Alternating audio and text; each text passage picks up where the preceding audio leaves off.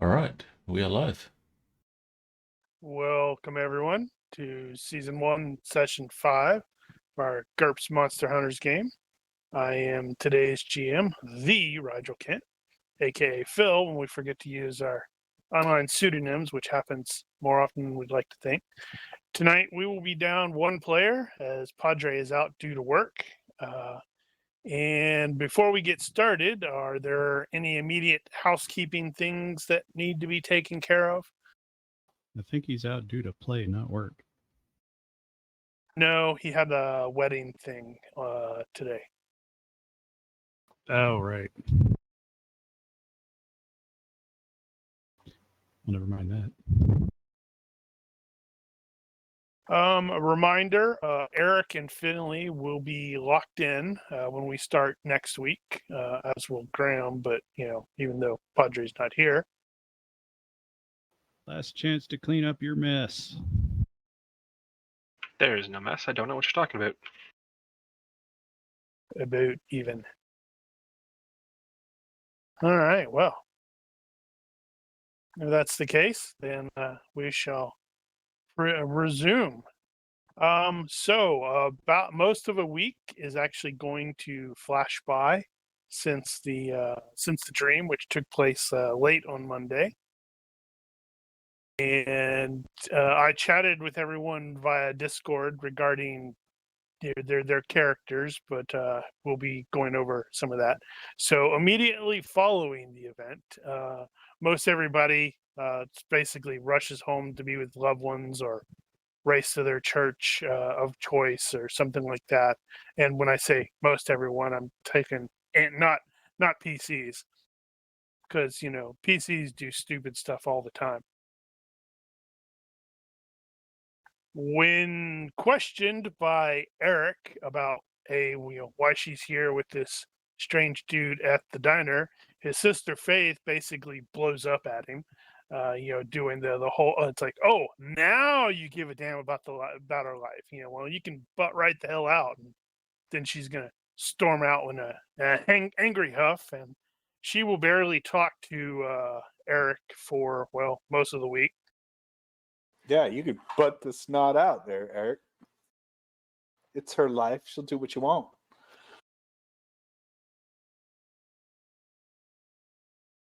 I believe Eric was also intending on it, maybe interrogating Finlay as well. That's entirely up to you how that plays out. I wasn't really interrogating. I was more of, once I learned part of the Discord chat, bringing them in on the investigations and stuff like that, into the autopsies and the occult.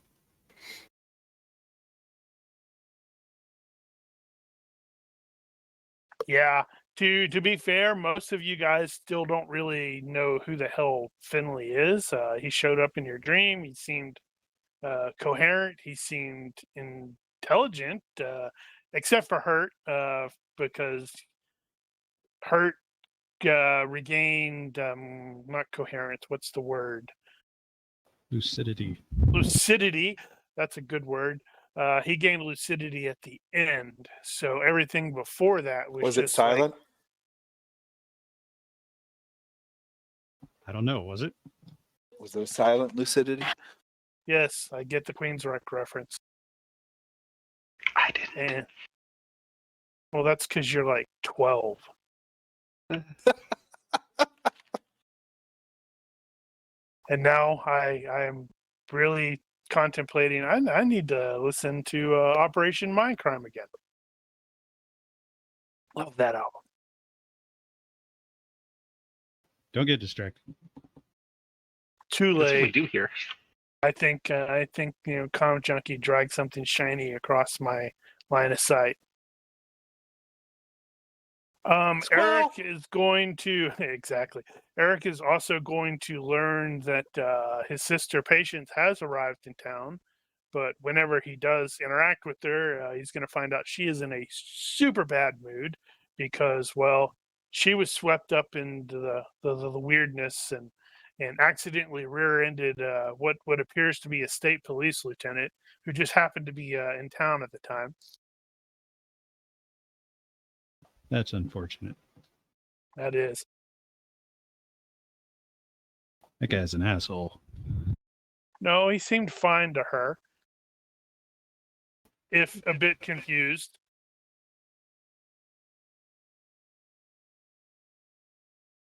And since it's part of his duties, Finlay, upon reporting to the Venatori Umburum about the events of the odd dream, as well as the presence of a dream eater doing what it shouldn't have been able to do, you are quickly informed that they are going to seek some additional assistance from a White Council wizard to confirm that the important parts of the library are fully secure. And they're like, you should be prepared to give this wizard or wizard's apprentice or whoever that's sent whatever assistance that's required. And they will contact you again once they have more information. Sounds like a plan.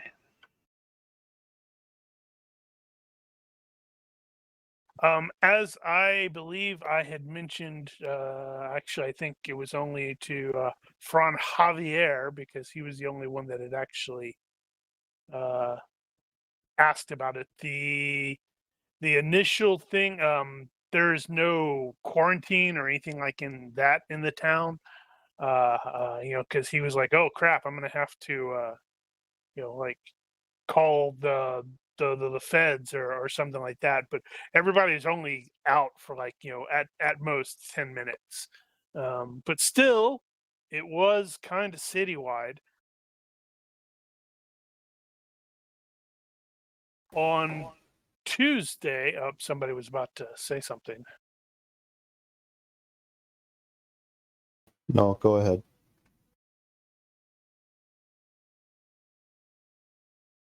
I'm trying to adjust my screen here so I can actually see something. All right. So early on Tuesday, the official explanation for this entire mass unconsciousness event will be released via the local radio and local newspaper and all that such. Yeah, this ought to be good. From the mayor's office, for which they are basically saying that this was a massive gas leak of some sort from the mayor's office, that it's affected everybody in town. Stinking hallucinogens, man. Except for Eric. Yeah, that is suspicious, isn't it? Does he tell anybody that?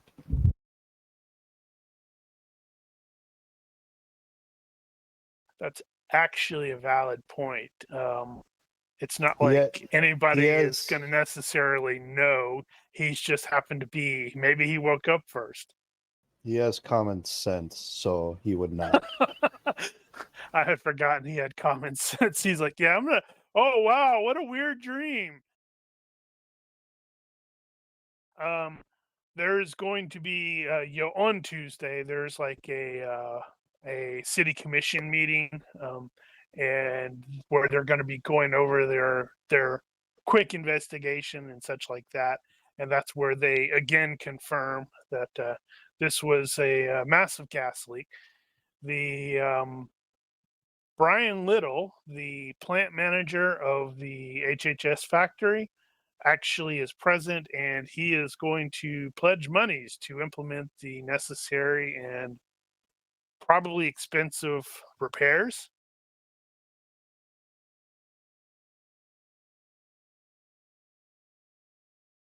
So Jack Swanson, who's McArthur's boss and a would-be mayoral candidate, he actually publicly calls this explanation a load of complete bullshit, and he's very much willing to explain in technical detail why none of the stated logic makes any sense. But the Totally Sunnydale voting for effect sort Swanson. of, the Sunnydale effect totally kicks in, and it seems like the majority of the people in town just sort of like go, "Oh, okay, yeah, I guess that sort of makes sense about the whole gas leak thing." It could work. To those of you who are actually aware of the supernatural, which at this point is all of the active PCs, this is not an uncommon occurrence by people when they are faced with something unexplained, particularly something in the supernatural realm, where the majority of people either simply rationalize it somehow and then make themselves completely forget about it, or come up with a BS excuse.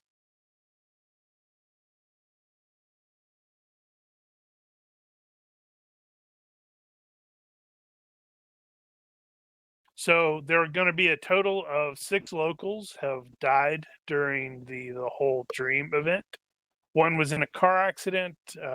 2 were, well, they were kind of old and they just fell, like pretty much everybody else. But when they fell, they banged their heads on something, they died. 2 of the latter, I'm sorry, and then the other 3 appeared to have died in not immediately obvious ways.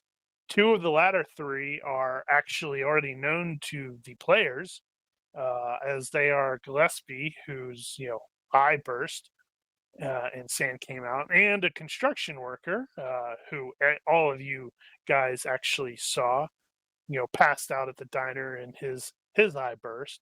And the third is just another local person who, when he was brought in, his eye had burst and sand had come out. Okay, I didn't realize not everybody did that.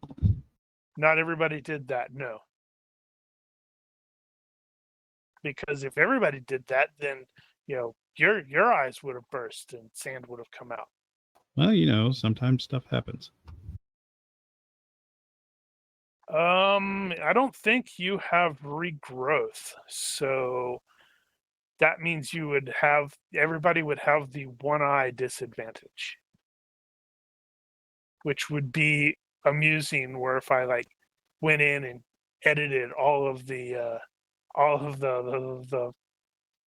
avatars and gave them eye patches. I'm just trying to imagine going into a town and everybody there has an eye patch. It's like, what? That's weird. So I'm sure you'd be giving everyone the stink eye. At the emergency and rather packed city commission meeting, the mayor actually discussed canceling the scheduled art hop on Saturday, which is it's a routine sort of mini festival in town that takes place every 3rd Saturday of the month. But ultimately, she was convinced not to do so.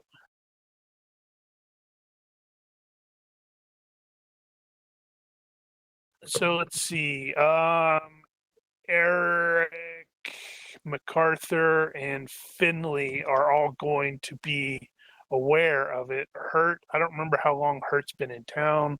I do not recall how long Ryder has been in town either. I think we'd established a couple of months. Okay, so he may be maybe aware of it. Actually, he would be aware of it because it's generally downtown, and the gym is downtown. I think Hurt just got here, but he may have been here in the past a couple of times. Right. Yeah, it's just a downtown festival. Takes place. Then all of the shops generally have sales. They have live music outside the Pale Horse and other places. Lots of food, lots of alcohol, and so on.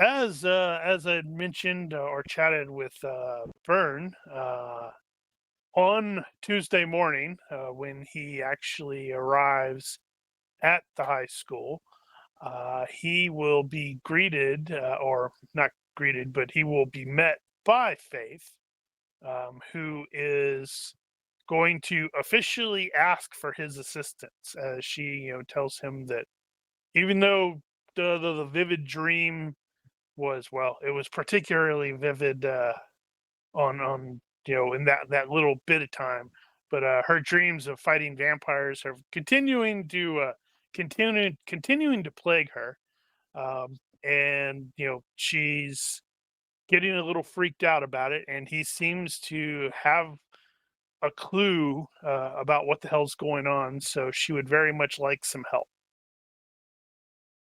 Something tells me even were I to say no, that you would probably continue on and try to find things of your own accord. So it probably would be best to teach you and do what I can to help. So yes. I'm trying to remember if I actually gave her curious. She might have curious. She might be curious. I mean, she is And a teenager. impulsive. Ooh, yeah, that's true. Well, she's going to be very relieved when you say yes, and she's also going to say, "Well, that's good that you're okay with this, because I've also discovered I'm really, really strong, and I'm like kind of afraid of hurting people." As you might surmise, strength is perhaps not my forte, but I believe there is a gym in town that will teach youngins like you about combat and self-defense, and so perhaps that would be a good outlet and a good place to learn and potentially learn how to restrain that strength. No, I mean, I'm like really, really strong, and she can actually easily lift you up. She's like, I This is new. shouldn't be this strong. You're okay. You've corrected me. You're right on that point. But I would like that to learn how to fight, because I don't know how. yes, that gym I think would be a good place to go for that. Let me see if I can find you the details for it. But in the meantime, I'll see if there's anything I can piece together about the strength and the extra dreams that you've been experiencing. Okay, I want to double check something off the top of my head. I don't see that. I'll just roll that. So Finlay has vaguely heard of some events like this, considering he's part of the Watchers sub-organization within the Venatori, but it is super rare. All he really knows about these, let's just call them Slayers for now, is is that they're like mystically empowered girls who are chosen somehow for some reason to fight monsters, principally vampires. No idea why. Seriously. What? Oh, what? We're monster hunters. Come on. No, take my Dr. Lopez's sister has to be a vampire hunter when he's a damn fear himself. Seriously? Wow. Exactly. What can go wrong? What I mean, How shocking! this surprises you? I never would have anticipated such a turn of events. Ooh. No wonder why he liked the fact that I was going to play a damn fear. Paul clearly hasn't gamed under Phil very much. So regarding Eric, I believe you still have the autopsies of the girls, or the girls / women, whatever, the 9 remaining. Correct.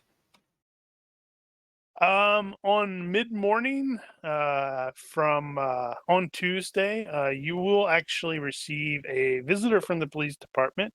It is Sergeant Hooker again, who is going to instruct you to not autopsy one of those bodies. So what I'm going to need from you right now is a universe reaction roll to see if you've already started that chick, or if you've already completed it or if you haven't touched her. In the box or out in the open? Well, you're gonna know it if you have. Good. All right. So you have not actually cut her open yet.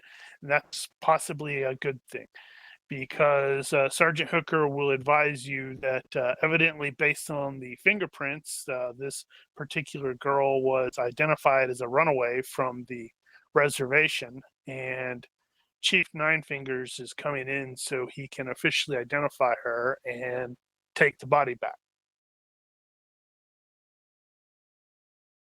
Can I fail my reaction roll?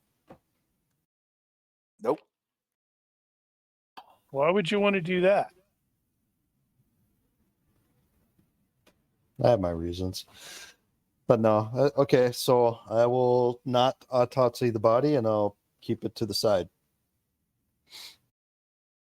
So, as stated, Chief Nine Fingers will show up, and he will arrive without much particular fanfare, and he is accompanied by someone he will introduce to Sergeant Hooker as his associate, bodyguard, whatever. This is Bear Killer.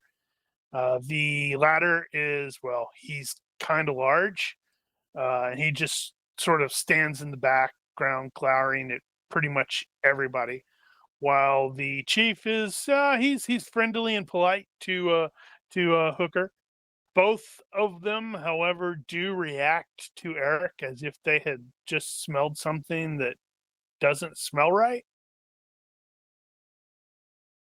And as soon as that happens, you will definitely be able to determine or realize that Bear Killer is like completely focused on you the entire time, and he's like utterly ignoring Sergeant Hooker.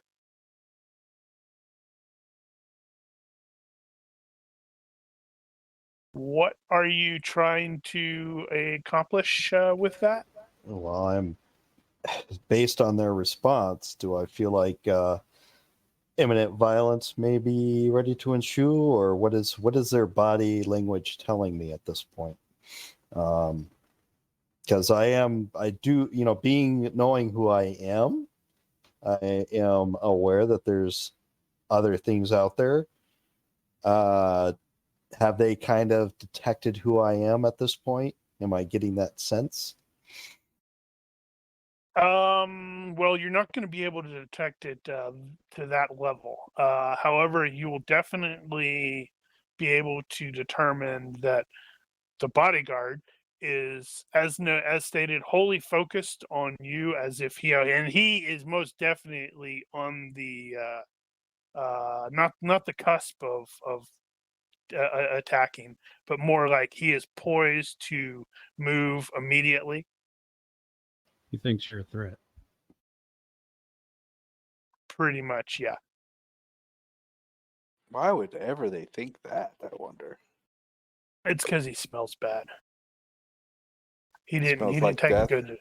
He does might work in a smell morgue. bad. And he might smell like death. Yeah.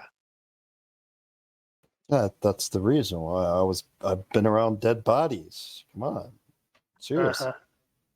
They have I'm overly sure sensitive that's noses. the only reason. That's the only reason.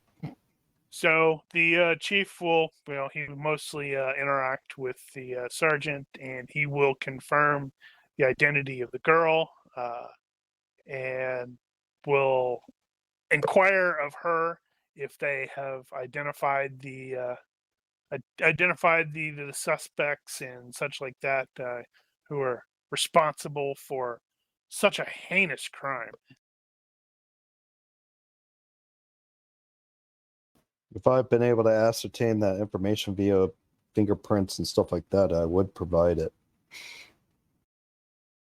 Yeah, thus far, nope. So then, no, we don't know. I'm still trying to determine causation, all this. Still investigating. Actually, what did he find out about the previous ones? He hasn't opened up all of the women, I don't think.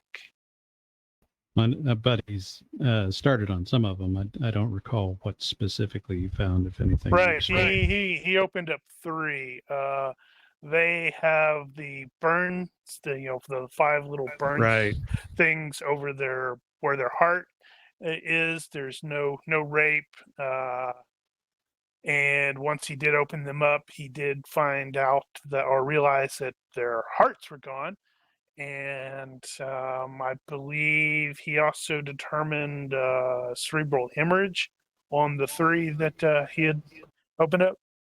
Yes, no rape, no external cause of death, fingertip-sized circles, heart is removed. All 3 had internal cerebral hemorrhaging. But there was no brain bruising or anything like that to indicate why they had the brain bleed. So they will, have her wrapped up, and they will, Bear Killer will carry her out. And Nine Fingers will thank Sergeant Hooker politely, and then give you another look. And I'll give him a respectful nod back. And then they will depart. And the sergeant, she's going to quietly, apologize to you for them. They're, you know how the Uktina are. They're really touchy. I'm definitely seeing that. Yeah, well, okay. normally she'd have just fobbed this off onto Officer Pregame, but he's on the res, recovering from his injuries sustained at the Corbett house. So, yay, she got to do it. So, as noted, there are now 6 additional bodies in the morgue, 3 of which have died of mysterious causes. Those are the ones with the eye burst stuff. Oh, I guess I have more autopsies to do and more investigations to do. Whee! Job security. So I believe, as discussed with Mac, he is going to be spending most of the week working for Mr. Swanson, particularly since one of the crew has mysteriously died.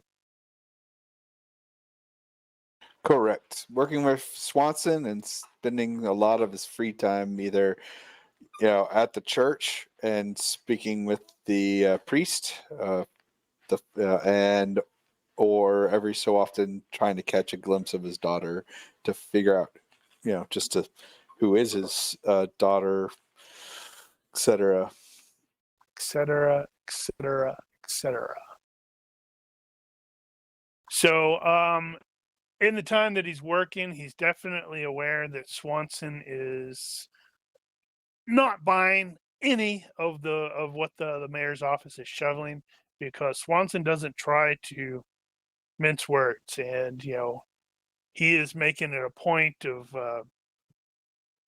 being, he's very much tired of any government guy treating their citizens like mushrooms. He is also covering all of the funeral expenses for the guy who just died, Jose, out of his own pocket, but he's not publicly advertising that. You just happen to overhear him telling the secretary, and Swanson's a doing good dude. He might be a good dude, yeah. I'm also going to need you to make a perception check in the box for me, please. Or maybe he's not a good dude. He's a secretly bad dude. He might be a secretly bad dude as well. So sometime during on Tuesday, you're moving back and forth. Actually, it won't be necessarily Tuesday. You made that by that.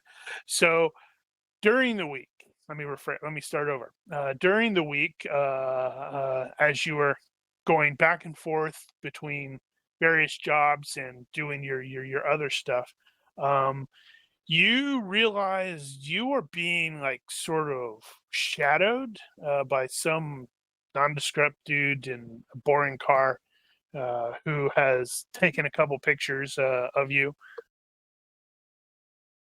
discreetly, but you beat his check there, so you were able to discreetly happen to notice it.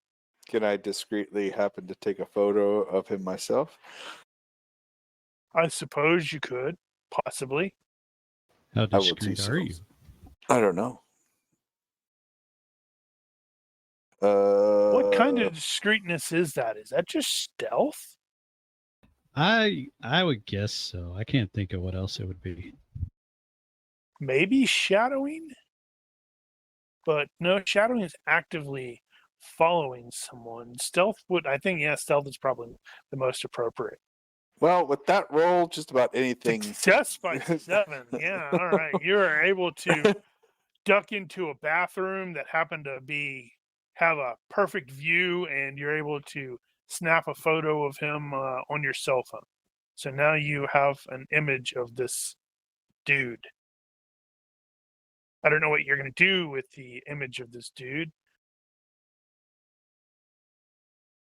but you've got it. Post wanted posters all over town. Who is this man? I'll post it in a neighborhood watch group. Hey, have fun looking at kids. A friend of mine is missing. Have you seen him? And post Possible it. child molester. It could be a good thing, maybe. Could be. Yeah. All right. So with regards to the place, that's the shop owned by the X. It doesn't take you very much time at all to pretty much identify who the daughter is, because, well, she goes there after school and such like that. So now you're pretty certain you've got the whole family figured out. The first time you do see her, the daughter, she's like wearing this old AC/DC shirt that is like identical to the one you remember your late sister wearing, Arthur. That was Arthur. So like Right. wave of emotion sort of hits him, and oh no, now he actually does have the dependent disad. I must Since, protect her. Yes. I have a feeling that I must protect. You mean you have a feeling she's going to get into trouble that you're going to have to pull her out of? Yes, that too. I don't know. He's only got it at like 6 or less, I think. It'll happen at least once. Darn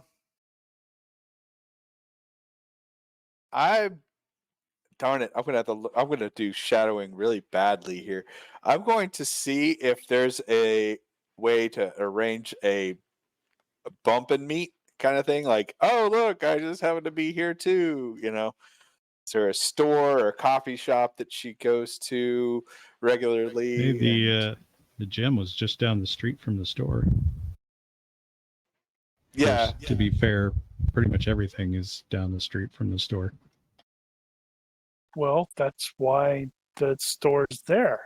Right. But this way I can meet her in a neutral area like a coffee shop and then bump into her and go, hey, well, while we're at it, we can sit and talk and have coffee or whatever.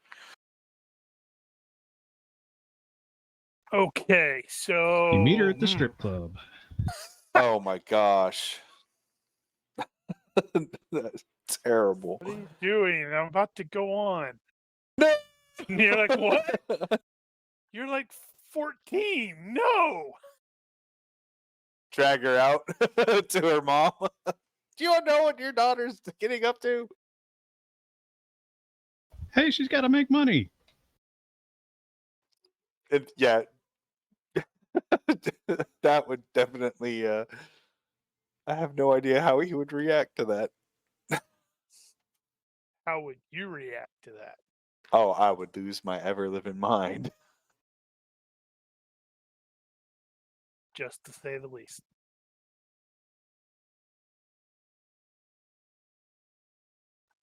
Damn it, I keep coughing for some reason.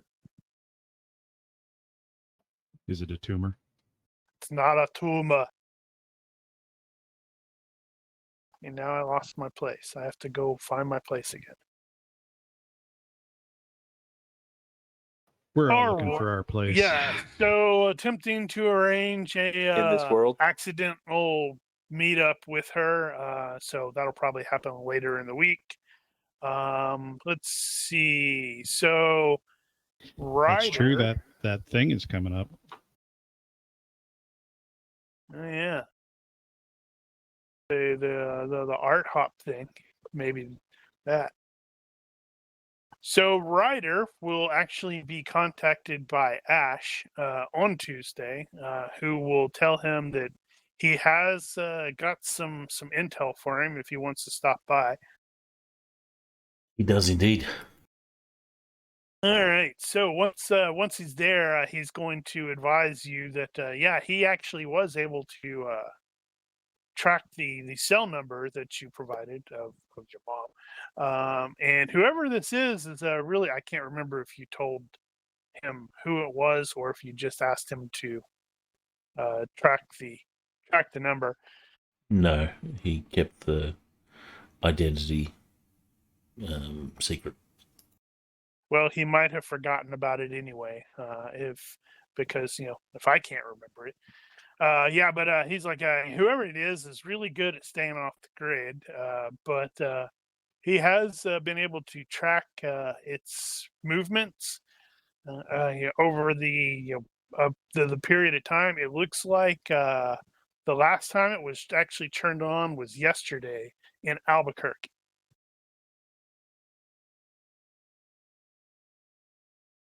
Which is actually just a couple hours north of Apocalypse. But whoever this is that you got him tracking is they know the deal, so they're able to turn it off and show up very briefly, like they're just checking something, and then turn it off and probably remove the battery and all that jazz. Must be a CIA officer. Could be. At least they Speaking seem to of the know what they're CIA, doing. And speaking of the CIA, he's like, Ash is absolutely positive that everyone passing out in town was not a gas leak yesterday, but it was actually a weapons test by the CIA.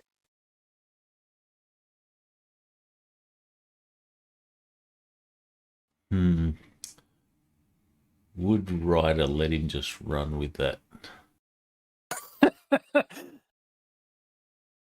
He's definitely gonna, potentially have some charts.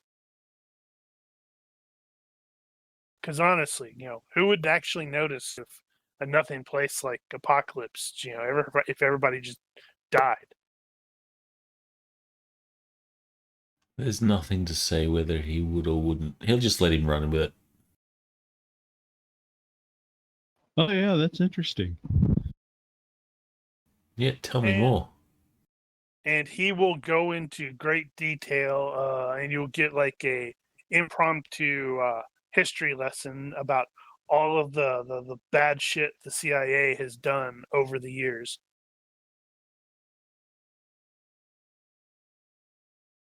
Some of it is probably accurate.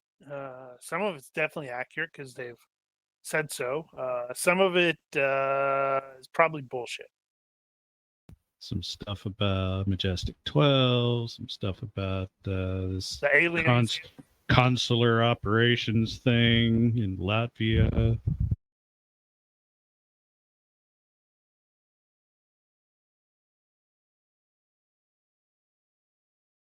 You had also asked him about the dig site, and he will be able to pull up what he is, dug up.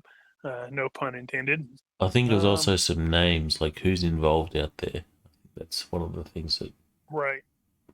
Draven was Yeah. after. What he has found out is that a previous dig in the general area by the University of New Mexico about 2 years ago uncovered something that seems kind of apparently seems impossible. Some Sumerian. Oh wait, how was he pronouncing it? I don't remember. Sumerian. Sumerian, cuneiform. That was cuneiform. That was later carbon dated at least 3 times to sometime between the 6th and 5th century BC. And since he's not a academic, he's going to call it BC instead of the more modern appreciation of BCE. This new dig was intended to come in and uncover how the hoax, because it has to be a hoax. I mean, come on, was perpetrated, and it was to be headed by a Dr. Amanda Kavanaugh out of Miskatonic University in Massachusetts. But by the time the university reached an agreement with Uktina, Kavanaugh was like 7.5 months pregnant. So one of her co-professors at Miskatonic, a Nathaniel Hawthorne, was tapped to sub for her. There doesn't seem to be any official indication that it's a burial site like you theorized, but the Uktina are notoriously close-lipped, so who knows? It might be. Is there anyone local No. that, the people that are at the dig site, are they staying somewhere local? Anything like that? They do have a number of rooms rented in one of the hotels or motels, but they are generally not there very often because based off of what little he had discovered, which may have involved some hacking or calling in some friends who are good at hacking, the Uktina gave them a hard deadline, and so they are like almost generally out there at the dig site, like almost 24/7, and sleeping in shifts and in tents and stuff like that. So, Ash, these people that you found, can you do a printout or something like that of their photos? For the people in the dig site, Well, the people that you found, the people that headed up, the ones from Miskatonic and all that stuff. sure. Any of those people that might be here at the dig site that you have? Just the important ones.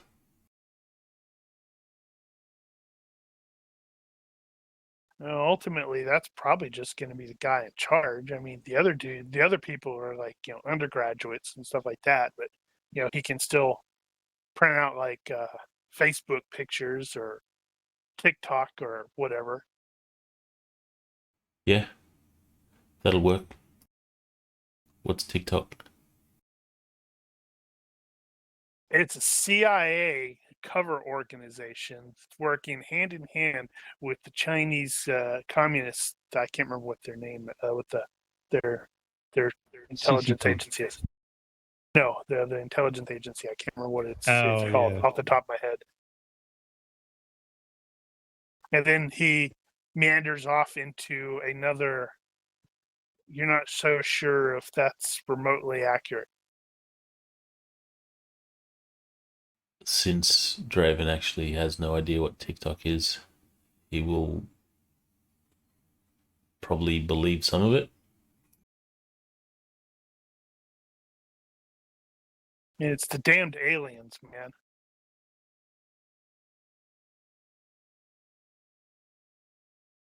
All right.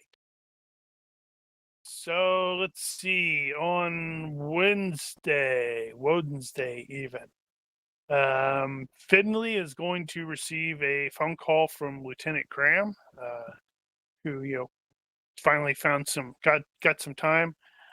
who is going to want to arrange a sit down the next time that he's in Apocalypse to discuss some things.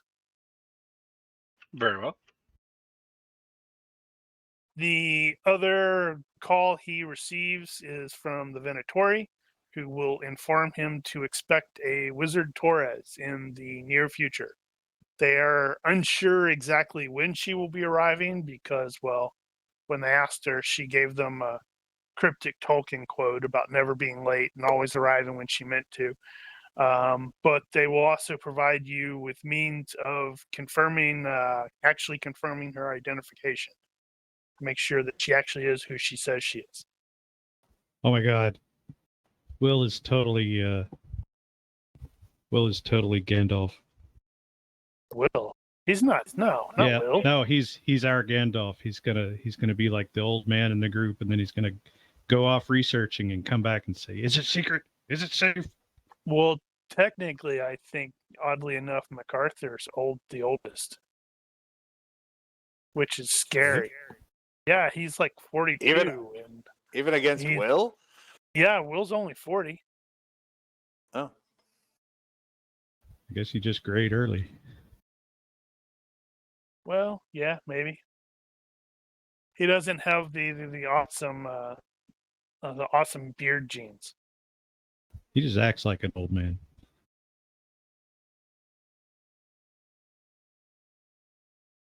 Maybe. As discussed, Hertz official cover is as a contractor for the Homeland Security working anti-cartel ops. So the company is going to arrange for you to be read in for a couple of those operations. You also received a data dump on them. They're like sent you a big ass Right. email full with links and stuff like that, so you can at least do some reading, and hopefully you have, or you sound at least like you have some idea what you're talking about. Mm-hmm. Yeah, he's gonna be hitting the books on that stuff. Also, per the discussion, you are going to be spending some additional time working with Deputy Begay to track the Nimmergar. Can't remember, where is that at?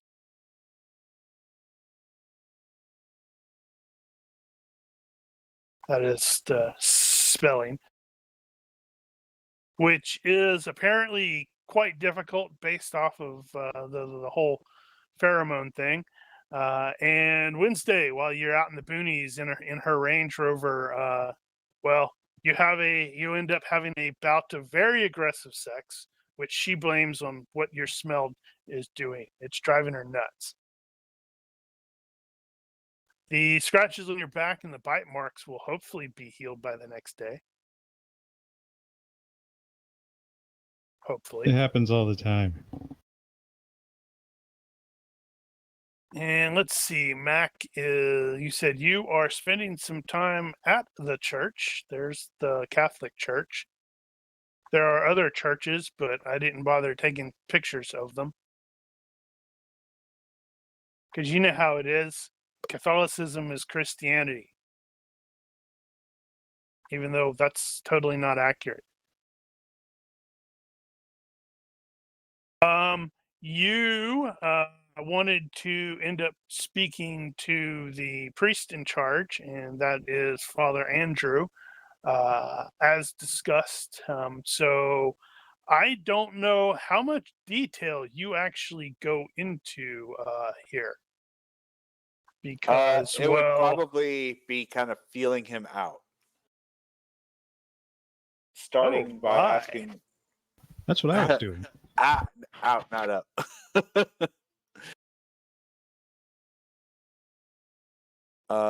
For some reason, the two of you really immediately hit it off. It's like even though you guys haven't really met, or it's like you don't think you've met, he doesn't indicate that he knows you before, but it's just one of those that you like, you're not quite bros, but you definitely hit it off.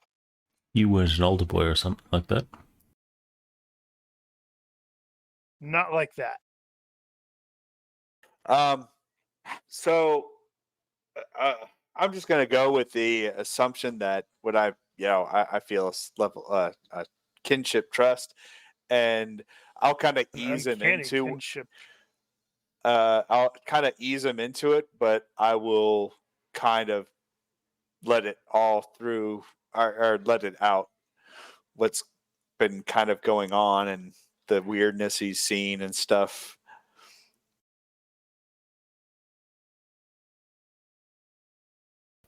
Actually, if he was in that dream, it might be a good angle to get in on.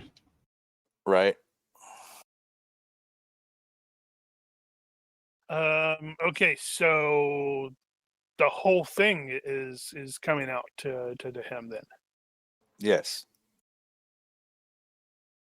That's a really, how the heck would proper priest react to that? That is, because that's like, one, He would I not think believe you're it. crazy. Unless I don't think you're crazy.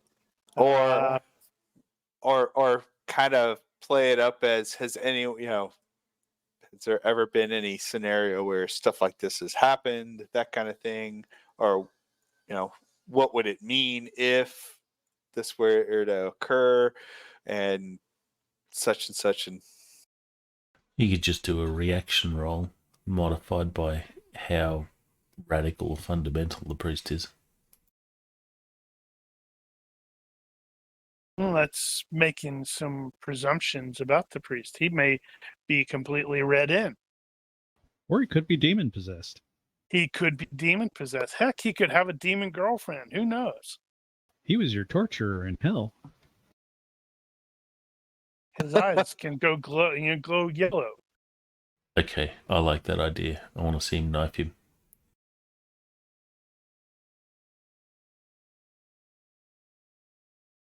All right. So he is going to listen, and interject every now and then, ask some questions, because hey, you don't want to just not ask any questions, but right. once you're basically done, you probably do feel kind of relieved, because it's like, hey, you've gotten this off your shoulders again, and he will he'll be quiet for a really long moment, and he's like, that's very heavy. I know, right?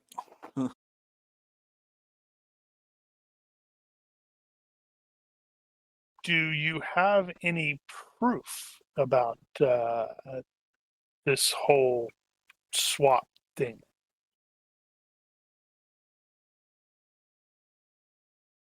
Um.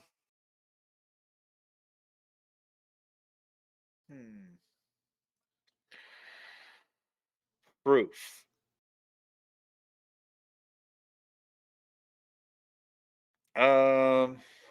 Let's see. How would he?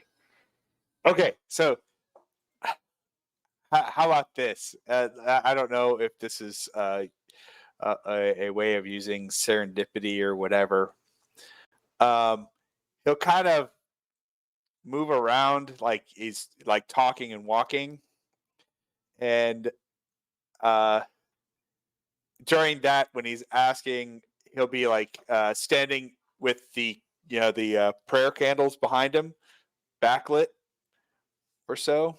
Or no, he'll be Okay. standing where there's light ahead of him, and he'll kind of throw up his arms like, Father, I have no idea what kind of proof you need. And he'll kind of throw his hands up, and I guess there'll just be a serendipitous movement of light or whatever, and he'll flash the wings behind. You know how I have the shadowed wings?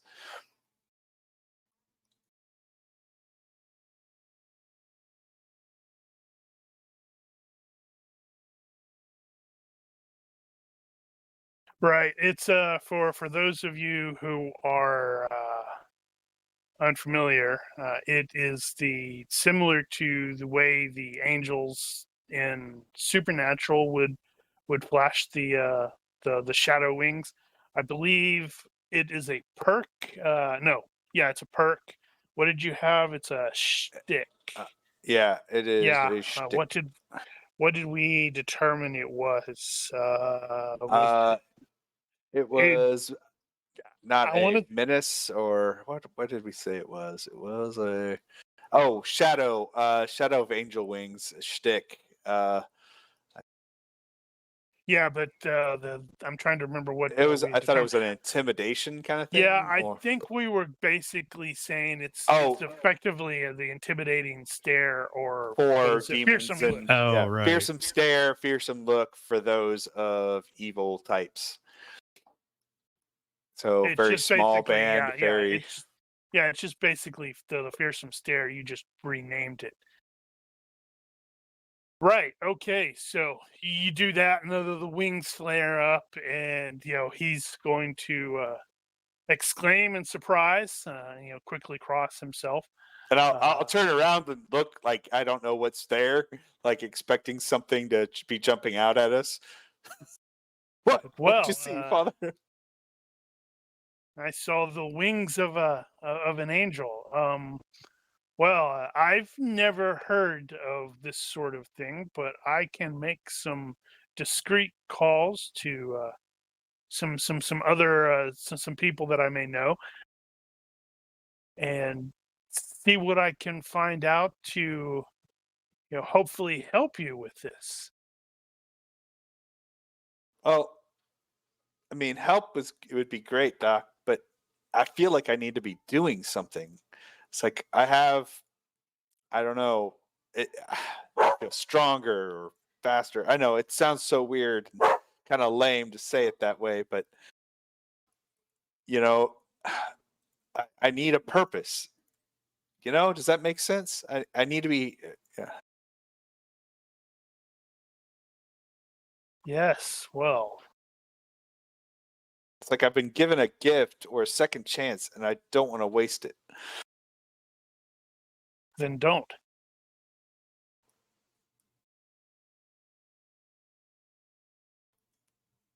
We'll have to find out how best you can serve the Lord in this way.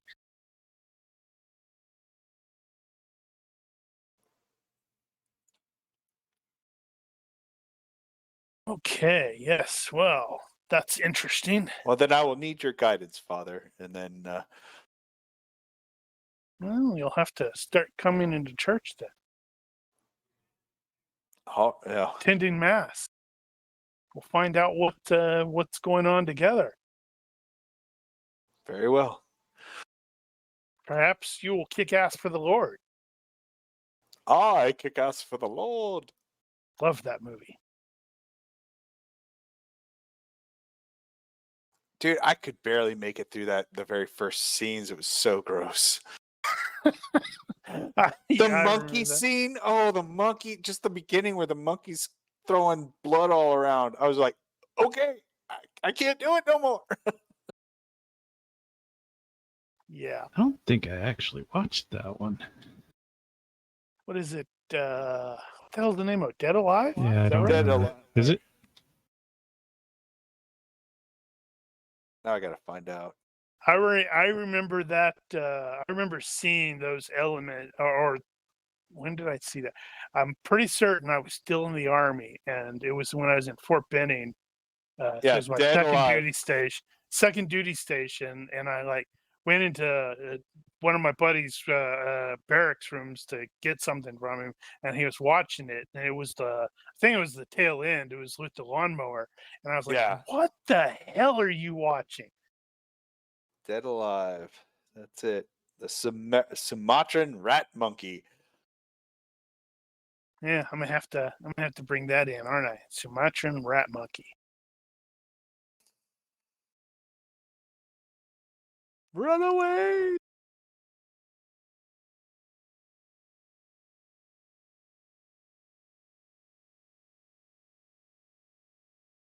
Squirrel. Okay. Sorry, no, I was also making some notes. I wasn't necessarily writing Sumatran rat monkey. Okay, I might be writing it now. Sumatran rat. Thanks, Dad. Well, actually, I started it. I was the one that made the kick ass for the Lord reference first. I'll blame him. It's easier. That's true. I did have a question for Ronki with regards to the training on the hand-to-hand stuff that you said he was doing. Does he actually have the teaching skill? I don't think so. So he kind of sucks at teaching then, doesn't he? He does. He says, do this. And if they don't do it, he doesn't care. Wow. Paint the fence. Defend this punch. Punch me in the face. If you can dodge a wrench, you can dodge a fist.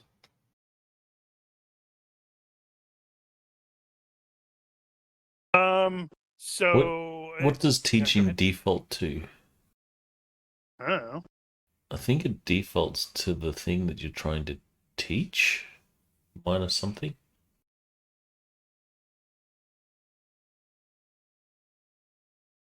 I don't recall.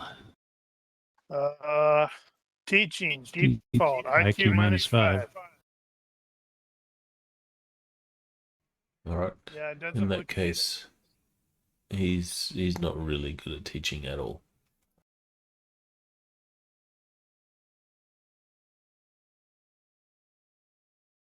Well, regardless, probably Wednesday, maybe Thursday. I don't know. It'll be up to Finlay, but he's going to show up with a student who, yeah, it's going to be the faith chick, and I have no idea how Finlay is going to relate this. So tell us, Finlay, how do you introduce them? Hello. One self-defense class, please, for her. Does she look really weak and feeble? She looks normal to you? Small. Smallish? Of course, everybody looks small to you. This is probably true. Well, Draven will say, sure, she can join in. Just be on the mats at 6 p.m. or whenever the scheduled class is. Wear something loose and be prepared to get hit. It's fine. And very quickly upon when she does show up, she's probably going to be, very much a cheerleading type. But it takes nearly no time for Draven to realize she is ridiculously strong for someone her size and general age.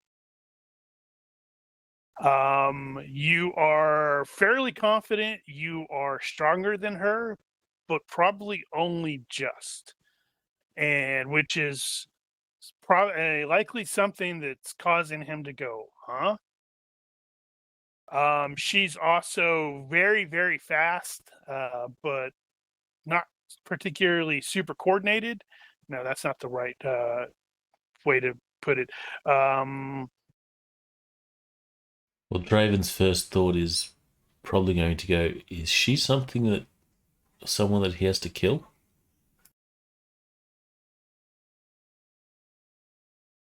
But She's probably also kind of snarky. he'll make the comment, "You're really strong. Do you work I am. out?" And he'll say that sarcastically. Do you work out? I was captain of the cheerleading squad. Work out.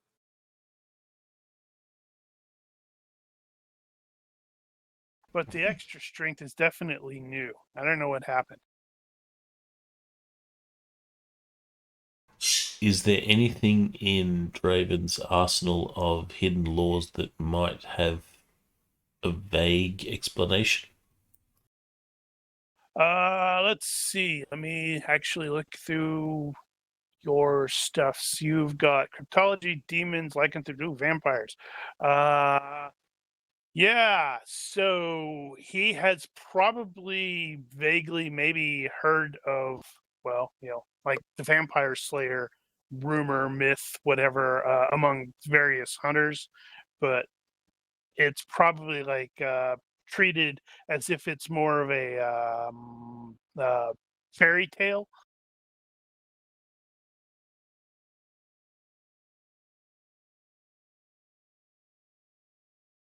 So this will interest Draven some, and he'll say, "When can you train?" Wait, say that again? When can you train? I feel that you could benefit from some extra sessions. Oh my God, I hope you are not hitting on me because, ew. Draven will look at her like awkward, and it's like, what? No, of course not. Well, at least I've amused Mark. I am amused.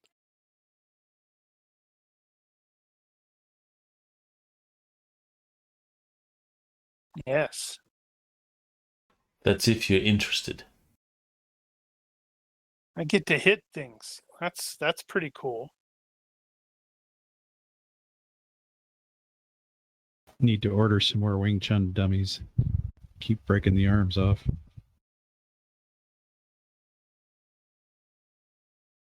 It's probably going to have to be snarky though, and give you crap for not being a particularly good teacher.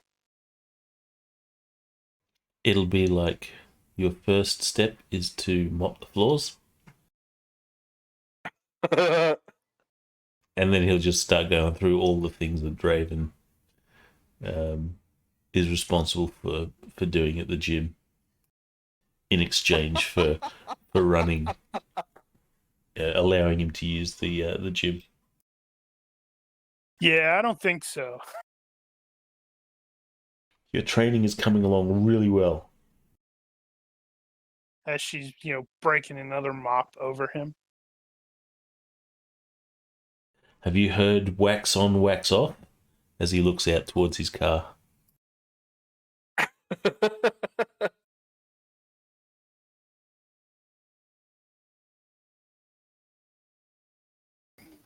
That sounded kind of inappropriate, actually. Have you not watched, dude?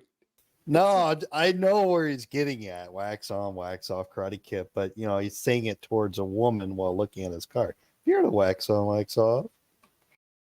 She's Yeah. technically, you could argue she's still a girl because she's only like 16. That's why it said it sounded kind of inappropriate. Well, In some have you countries. met Draven? He's not the most, what's the word? Social. Yeah, that's probably the word.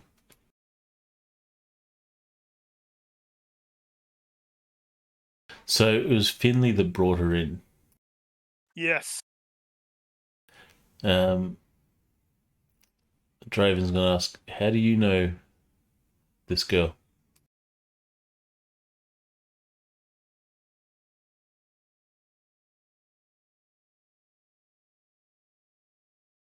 I don't know if Finlay would have been there at the actual training class.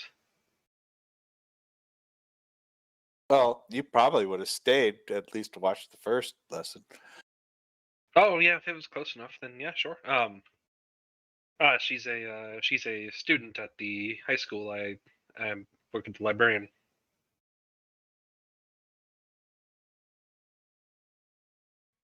And are you familiar with her natural gifts or aptitude? She let me know That about also them. sounds That super that inappropriate. definitely now that one I might have to call out. Now, don't forget that we Poor actually Eric. saw her. We actually saw her fight in that dream. So She told me everybody's about already them, kind of primed for that. several days ago. Except Yesterday? Eric, who wasn't there. Unless he was there and he was the vampire she was fighting.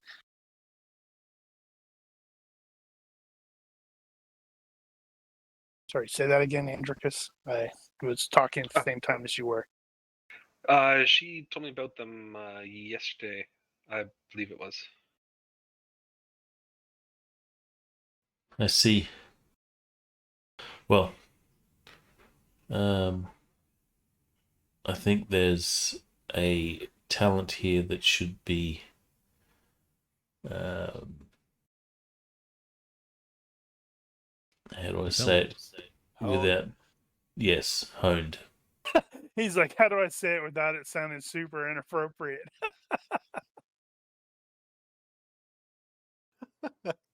I would agree. That's why I recommended the gym and the training class. It's why I'm here.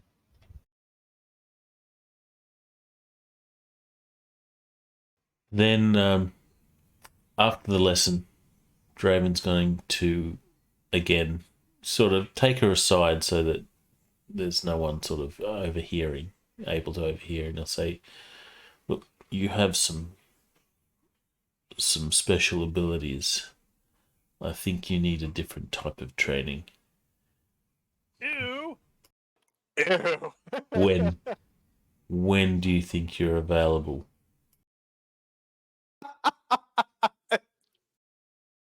And Draven might just look over because he realizes it's probably a little bit awkward. He'll look over to his pack that has his weapons resting on it.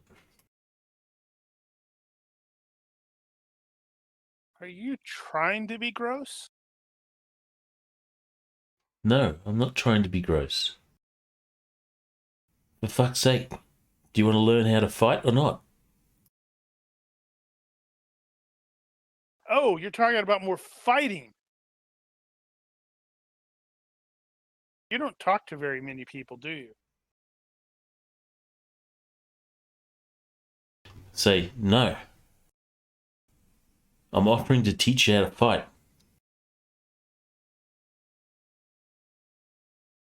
Well, as long as it's just that, Well, if you give me too much lip, I might just pop you in the mouth. I might just pop you right back. Try it. You might learn something.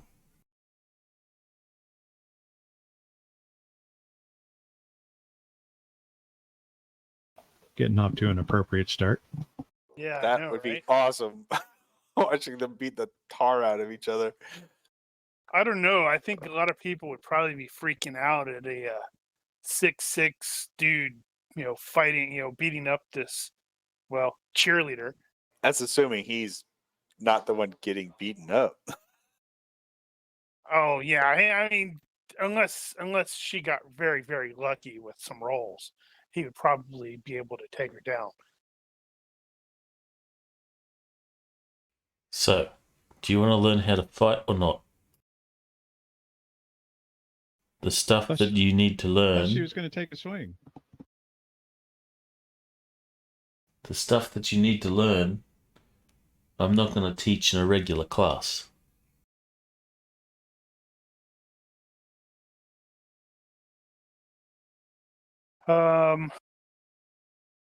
see, I should look at something. Hold on. No. See, if this is the proper hero's journey for her, then she has to refuse the call. How do you know she hasn't already refused a call a couple times? That's true. And then her brother died. And then her other brother came back to town, and she doesn't really know him. Plus, he's like, really old. How do you? Why would you say that? I'm pretty sure that Eric would have still kept in touch with his family. Yeah, but you're Old. really old.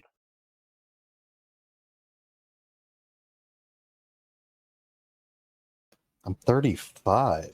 Yeah, you're more like an uncle to her than a brother. Yeah, she's like 16.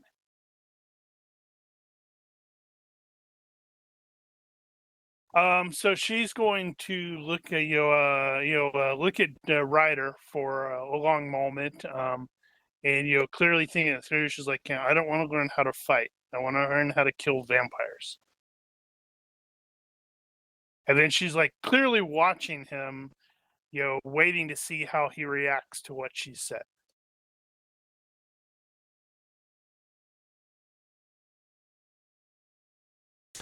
Draven will sort of he'll step a little bit closer, so he's looking down at her, like intimidating, like, and he'll say, "That's what I've been saying," realizing that in Draven's mind, he's been hinting at that. She obviously hasn't been picking up the hints, but Draven hasn't been clear about it. It's because he sucks at hinting. He's a thug. That's what I've been trying to say. I'll teach you how to kill vampires. Oh, well, okay. And then Draven's gonna like face palm.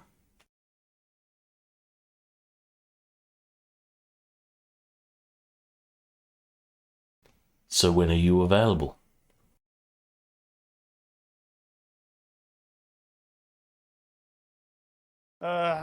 Let's see. Well, yeah, she can.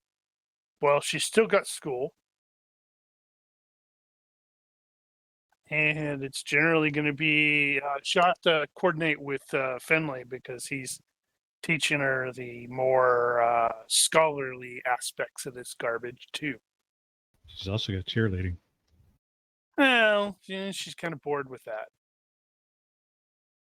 Plus, it's kind of hard to not accidentally throw one of your classmates too hard. Yeah, but if she suddenly drops out of cheerleading, her mom's going to start asking questions.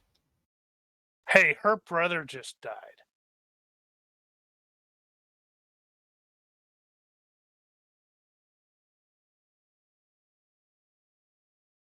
Yeah, so she will coordinate with Finlay and I guess Draven as well to try to start arranging a time to meet up with them, or at least meet up with Draven to learn more hand-to-handy stuff. That may require her to sneak out of her home at night. That's not going to cause any suspicion at all, is it, Eric? I would probably follow if I at a discreet If he distance. ends up finding out. Yeah, if he finds out. So Draven will also say, you need to take this seriously, and you need to devote a lot of time to your training.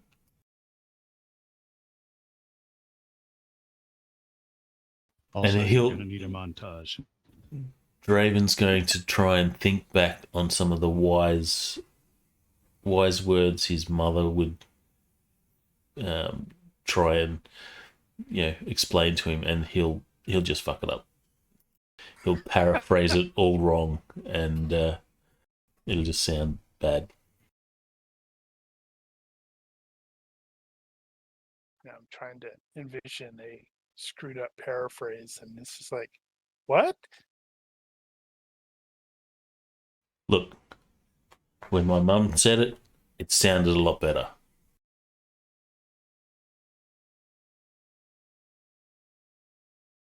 Actually, he would say, when my teacher said it, it sounded a lot better. Actually, I think it was your uncle who did most of your later teaching. I don't recall. That's probably right. He doesn't even remember his own backstory, guys. I can't remember last week. Okay, so also with Eric, give me a single medic check, please.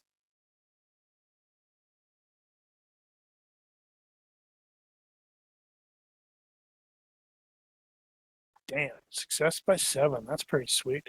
So you will be able to this is on Tuesday and Wednesday. You will be able to finish up the remaining autopsies for the sacrifice victims, and now 8 of them, because you weren't able to open up the 9th one because the Oktina took her back. But all 8 of them are mostly, have the same kind of results. They've got the burn areas, burn circle things over the hearts. There's no signs of rape, no external or immediate reason for death. The hearts are removed, and all 8 of them do seem to have suffered from intracerebral hemorrhages.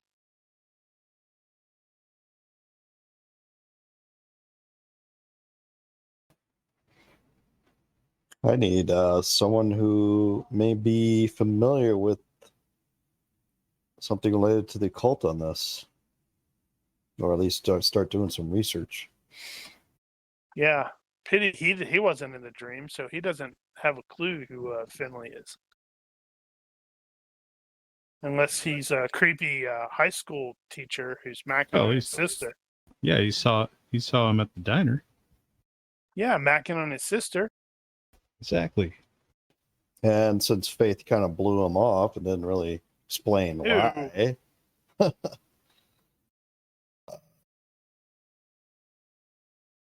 I'd probably ask around and see if anybody is familiar with someone who has general knowledge on the occult that I could ask questions. That's not really something you ask around about, is it? Well, discreetly. Or OMI. Actually, I'd probably contact the OMI office and see if they know anybody local that has, if there's a source locally that I can reach out to. Well, given that they were all killed in some kind of cult ritual, that kind of makes sense. That's not untrue. They're not going to know of anybody local. The nearest person they're going to be able to put you in contact with is probably somebody out of Las Cruces, because they don't know who Finlay is.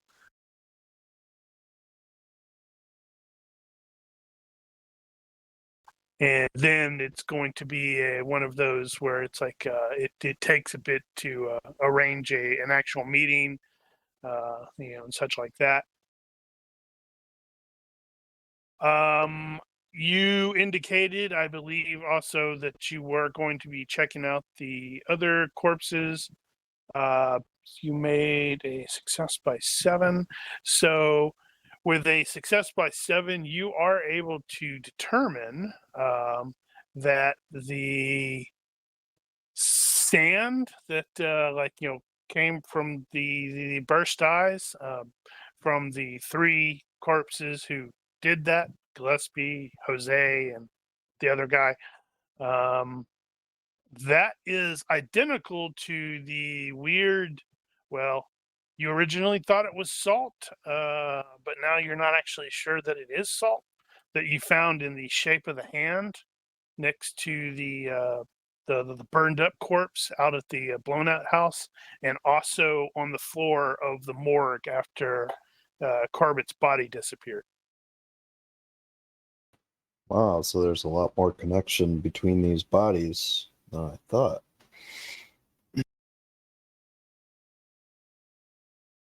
Yeah, it's Starting to feel like I there's said, a big bad going on. Yeah, like I said, Dun-dun-dun. you originally were thinking that this looks like salt, but the more you're studying it, it's not quite salt.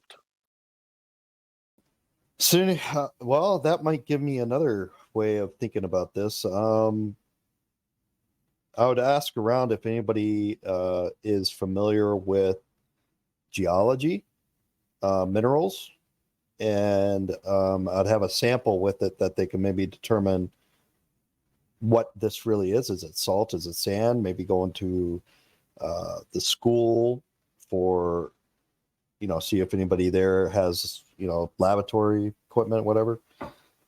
That might be an avenue.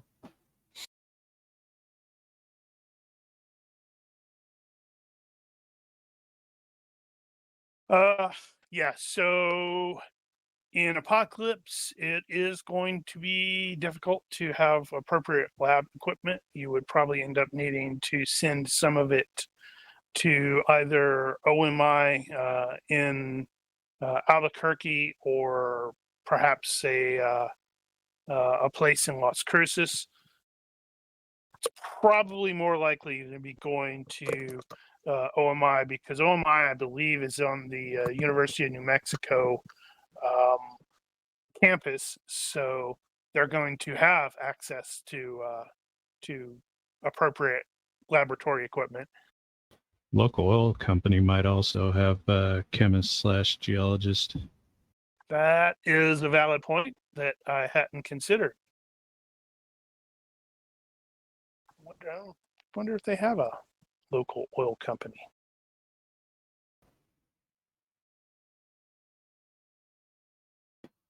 How about oral area knowledge, apocalypse, and environs? Would that give me any additional clues as to where I can hunt down more clues?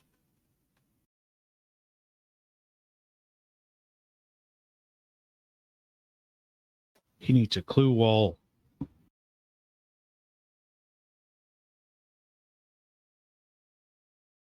I am in the process of looking. Yeah, you can make a check for that.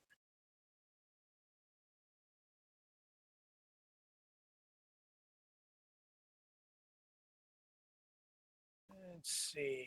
I am okay. So it does look like they have in town. They do have like pumps and drilling and such like that.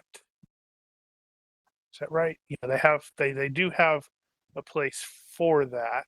What is it? Barren well and pump.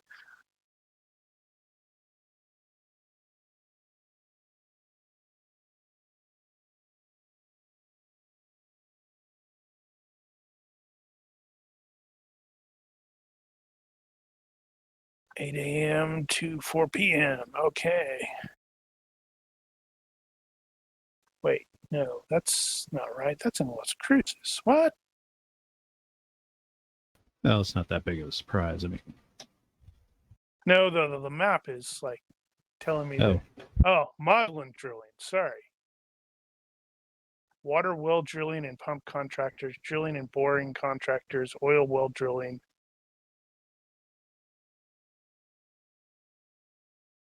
Yeah, that might work, but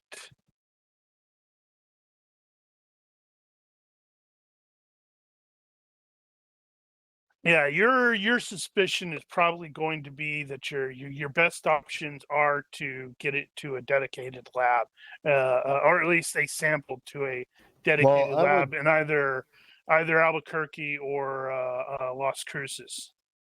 Well, I would be sending probably a dedicated sample to OMI anyway, but I'm also going to be trying to figure out if I could find something local that I could do some investigation. Equipment near, school probably has a lab, basic laboratory there. I'd probably go use it and see if there's anybody there that's can assist. Like you said, the oil refinery, they would have laboratory equipment as well. That would probably be another option. Maybe. But I would probably start really with the school and just seeing if I could borrow their equipment or have someone assist me with it that's knowledgeable.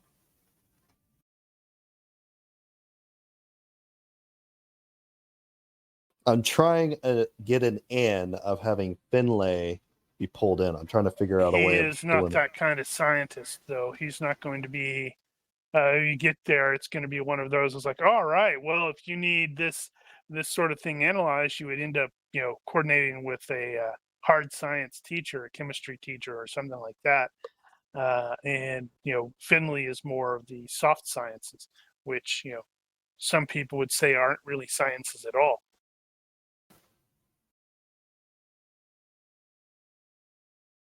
But I see what you're doing.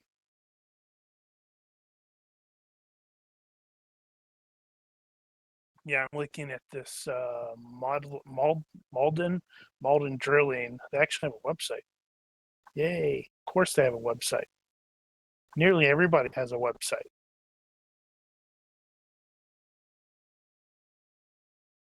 Also, the Yeah. other thing I mentioned was, we were hearing about the archaeological dig site. Was I able to pinpoint radius of effect of how far out everybody fell asleep? Was that something that was determined? Okay. I had forgotten you had asked about that and had given it zero thought. Way to go, GM. Let's see. I wonder what that would be. Because it did not get out that far.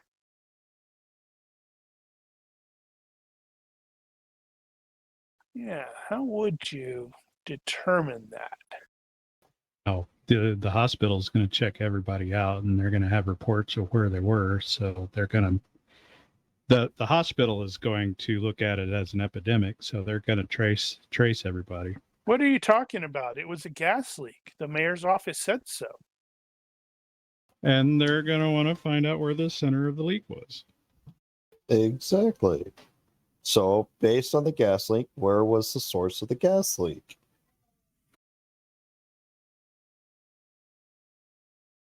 And being that I work at the hospital, I would probably be able to get access to that information.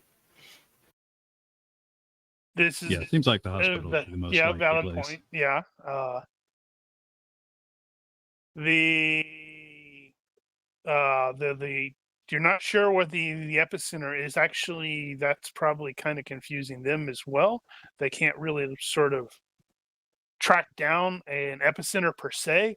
It's more like everybody inside the immediate city environs was affected.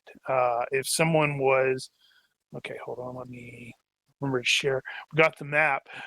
So if somebody was out there on the interstate, I-25, they were unaffected, and nobody in Elephant Butte was affected. That they're able to find out, and the people that were on shift in the factory across the river, they weren't affected either. So it actually just seems like it was just inside the city proper. So, are we talking about looking at this map? Let me draw it. Can you draw a circle of kind of the area you're talking about? It's not going to be a circle. No, it's okay. So it's just it's where all the people roads within are. the city. Yes. So even the south. The arrow that I just drew, from there, sort of roughly from there, south to that little curvy bend right here. I can't seem to draw two arrows. I can never figure out why. Well, you have to actually use the pointers thing for Yeah, for I multiple. did. So in other words, that basically the whole city itself, only the city was affected. Everything outside of the boundaries of the city was not. That's an odd situation because that's not even like there's no radius, it was literally city specific.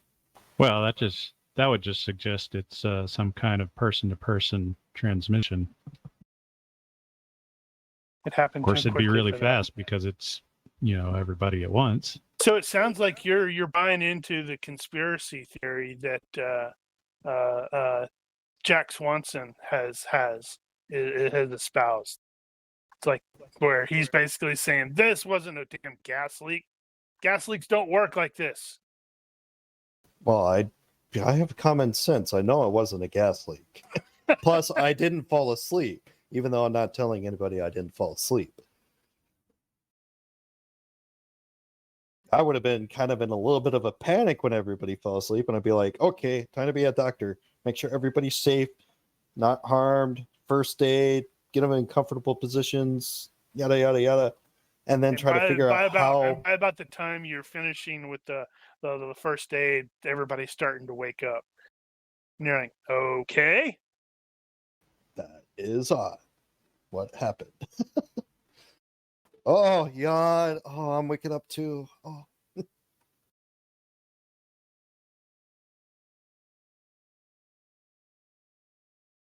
So I would be sending, definitely be sending a dedicated sample of the salt sand compound to OMI for more review. I still need to find a source of someone who has general information on the occult. I just got to figure out how I would go about asking for that information, or someone who might know. Well, if you're part of an investigative service, they're going to have contacts for that sort of thing, I would imagine. Well, I would also, knowing the team members, and also Will Graham, I might even connect with him because I know him and ask him, hey, do you know anybody that's knowledgeable about the occult that I can reach out to? So I'd use the people that I've met, all of you guys included, because I've met you. Finlay, I wouldn't know so much because I just met him in the cafe, but And maybe he may one have of been you acting guys on your daughter or your sister. And then one of you guys might mention, well, Finlay's actually pretty knowledgeable about the occult. Actually, funnily enough, I think most of us would end up pointing the finger at Draven. And he's really not that good. He just happened to know the right things at the right time before.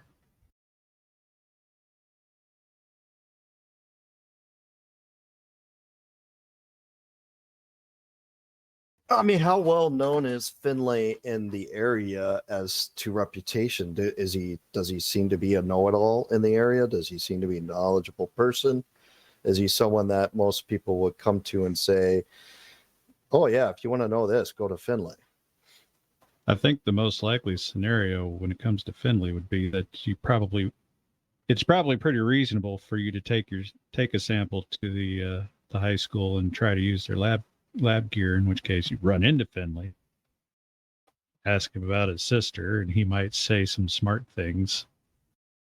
Well, it also does occur to me, just looking, Finlay does have at least one quirk that he has managed to populate. And he still has two more to populate because he's slacker, where he plays trivia at the pub in town and wins every month. Oh, he needs to have bad luck until he finishes those. You have unluckiness until you finish those. Oh no. That's a great idea. I like that idea. Which means you can't use luck.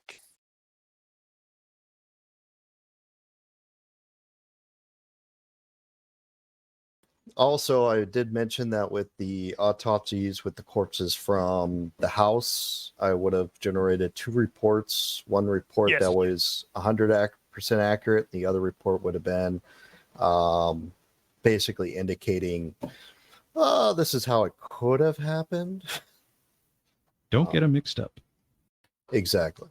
And then the true report I'd be giving to Will Graham,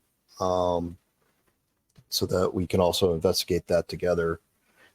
The one trying to explain it away to a more normal people, I would give to put in the records for the hospital.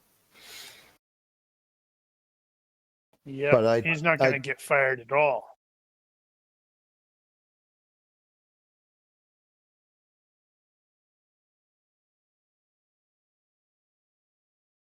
Okay, so yeah, Will is likely going to, well, let's see, he hasn't had his sit down with Finlay yet, so he doesn't know that Finlay is got like 16s and 17s and 18s and all that in the appropriate hidden lores, or higher, because he's the research monkey. But he will be able to put you in touch with the person they probably are, the state police likely utilize for these sorts of weird things. And that guy, let's see, he might be of some assistance.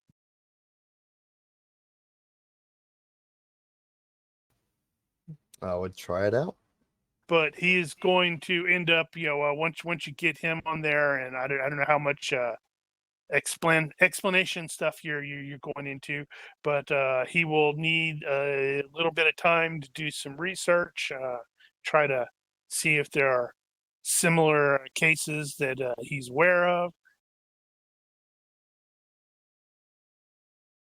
Okay. So I would start with that avenue, but then I would also, after I'd be done with all the autopsies and I've basically done as much research as I can, I would then go back to spend time with my family, because I've been too busy to properly grieve the loss of my brother. So with my family, because I've been focusing on the autopsies and my And responsibilities there. Patience is going to let you know all about that. And if I have to, I'll use my psychology against her.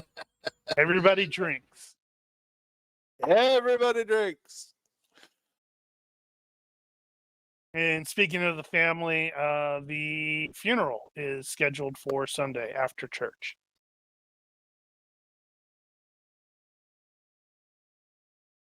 So on Thursday, early, Hurt, you are going to be contacted by the company, who will provide you with the dossiers that you requested on the Right. on the various PCs, which is going to likely include Finlay, as Draven and Mac probably addressed him at least a little bit after waking up. So Yes. it's just basic or the various stuff. Let me see here. Byrne was born in Scotland to parents believed to be members of the Venatori Umbrorum. He entered Miskatonic University in 2012. Both of his parents were killed in 2018 in an event linked to the ongoing Red Court White Council War. And the company is aware of Okay. said ongoing I was war. going to ask.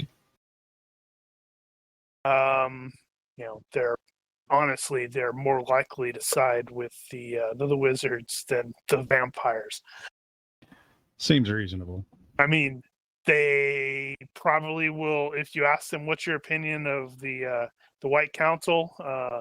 The company dudes will say they're a bunch of arrogant assholes, but they're not monsters. Byrne apparently abandoned his doctoral work right about the time that his parents were killed, and is believed to have also joined the Venatori. And he relocated to Apocalypse for unknown reasons. The company is definitely interested in knowing more about what he's doing, since, well, they'd like to know more about what the Venatori is up to.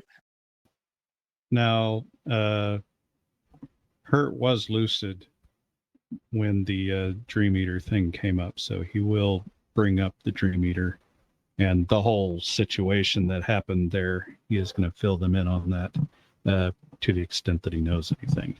And that is definitely why Mr. Byrne is a person of interest to them now, because apparently he's knowledgeable about some of these things. Graham, former FBI, involved in an unsuccessful task force dedicated to tracking down a serial killer. He resigned from the FBI when his mentor was fired. His mentor actually does live in Apocalypse. Graham joined the New Mexico State Police. He is divorced, no children. Lopez, Eric Lopez, is born in Albuquerque. Father tentatively linked to the Sinaloa. I'm no good with Sinaloa? Spanish. Yeah, I'm no good with Spanish. That cartel and went missing in '97. He is believed to have been killed by that cartel. The mother relocated and returned to Apocalypse, remarried here, had 3 more kids. Eric attended University of New Mexico med school. He was attacked during his residency by 2021, but other than that, he doesn't have a standout. Oh my goodness! Look at this this record. So they Completed know about the resident- attack. They know well. It's a public. It was reported to the police. Oh, okay. So not the more esoteric particulars. Correct. They know he was attacked based off of the fact there's a police report about it, but they don't know he was bitten by a vampire. And neither do you. Indeed. I mean, you do, but Hurt doesn't. He completed his residency, but joined the Office of Medical Investigations instead of becoming a practicing doctor. They don't really consider him a person of interest at the moment. Neither is Graham. McArthur is former U.S. Army, one tour. He was dishonorably discharged. He's arrested numerous times, but never convicted. Linked to a criminal biker gang called the New Mexico Demons. They are suspected, never convicted, of being tied to narcotics trafficking. He has never been married, but he does have a daughter in Apocalypse. He is considered a person of interest to the DEA for the disappearance of Special Agent Arthur Hughes. Ryder Ryder was born in California, relocated to New York with his mother and 2 sisters after the parents divorced. Doesn't have much of a presence online. He is suspected of being what the company considers an amateur hunter of supernatural entities based on his travel patterns and events that happen around him. They are vaguely interested in him, but only vaguely. Right. They will also the company will also inform you that a person of interest from a cold case has popped back up, as the New Mexico OMI submitted a fingerprint ID request, which originated from Apocalypse, involving one James Ross, who was believed to be known as the Red Circle murderer in Oklahoma for some years ago. The company actually wants to get a copy of the records from the investigation, and they need to confirm that Ross is actually dead. Okay. So, hey, it's like your duty triggered. Indeed. Who did you say had that? Well, it's presumably Who police made the department. request? So it's local yeah, police? well, it's based out of the ongoing investigation and they will give you the approach. It's actually state police, but it's Okay. it doesn't take a genius to determine. Oh yeah, that's based out of the ongoing investigation or the house that blew up. Right. Okay. I can figure that out. Yeah, you might have to break into the police station. Just have to break in and just walk in and ask for it. Just act Why would like you you do belong that? there. But that's not any fun. You need to break in. That's far more fun.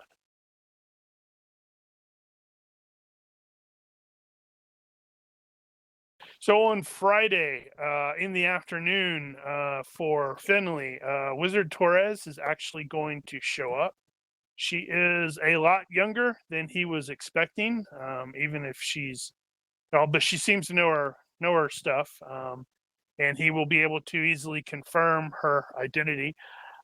Despite the temperature, since it is like in the high 80s, low 90s today, she is dressed for the cold, and he will definitely notice that the outer layer of her clothes are in fact covered with ice.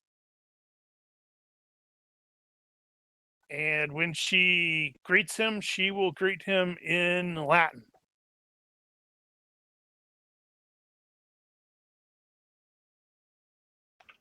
Is the method of authenticating her is that already done at this point, or Yeah. okay? Okay, then he'll just respond in Latin like it's nothing. Right. She will. You may call her. Call me Torres. I'm here to examine your wards, ensure this library is secure. Oh, very well. It's over here.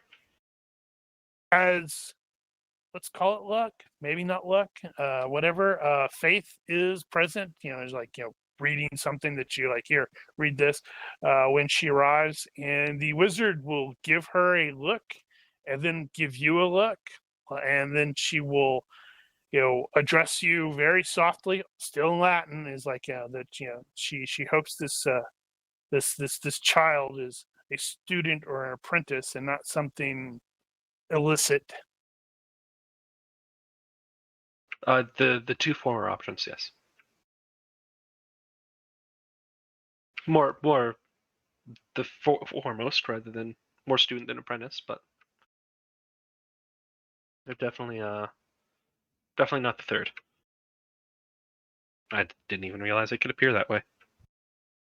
Right, I forgot he has oblivious. Like, why would you think that? Exactly. Give me actually you actually do. Wow, you're really good at it. You actually have thaumatology. Give me a thaumatology check, please, as she starts doing her thing. Okay, success by 7. Damn, that is crazy. It's one of those like, all right, he's got a stupid high intelligence and such like that. So you are aware of, and you may have actually participated in some minor rituals using the path stuff, the ritual path magic stuff. But whatever Wizard Torres is doing is so far in advance than what you are capable of doing that you're not entirely sure what it is that she's doing. And in retrospect, I could have completely phrased that in a less confusing manner. Well, you got there. Eventually. Too much close word repetition, I believe, is the phrase they had in one of my history classes for stuff where it's like you have that and that and that in like sentences. In response to that, he'll try to piece together, if not the whole thing of what she's doing, at least try to piece together the components, and or at least identify the components, and then sort of try to theorize what that would do, and then ask her about it if that's indeed the case. Yeah, based entirely off the fact that you made the thaumatology check by 7, which is crazy. I don't know why I'm still surprised at that. Everybody has these stupid high skills. You are, she's just basically laying down, tracing the existing wards, and like overlaying an additional set to them, and strengthening the existing ones. Oh, it's a virus definition update.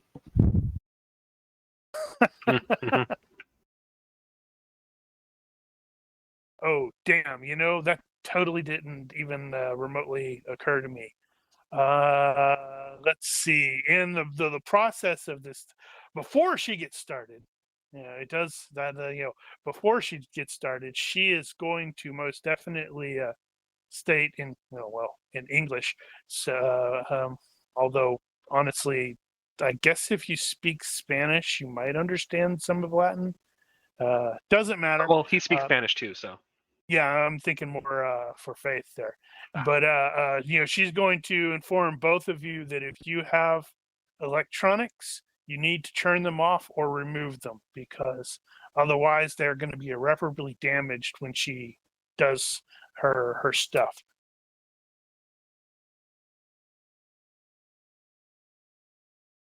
That's a rather common side effect of actual magic. Yeah. It is, yes, Yes. for He'll pull out like a special box, like a Faraday cage, essentially a Faraday cage box, and Yeah, I was just going to that he just ask. keeps under his desk, and just sort of, if you have a phone or anything, put in here as he's putting his stuff, his electronics in the box. I was just going to ask if a Faraday bag would actually work, Oh, magic! because it's not electricity that's the problem. But That's could you make a magical really- Faraday bag? That's a really interesting question. I had not actually ever given that any thought. Huh. Let me make a note of that. And actually, I'm probably going to jump onto the Dresden Reddit and ask if, afterwards, go, hey, would this actually, ground the magic?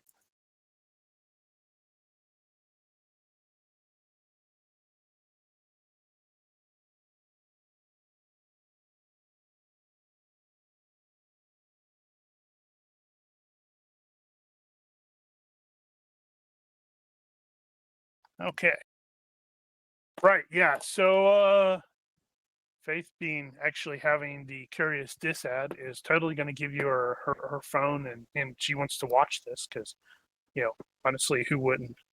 It's probably kind of boring to most people, because it's not like Doctor Strange magic. I don't believe it's not you're not going to have the glyphs and stuff like that necessarily appear.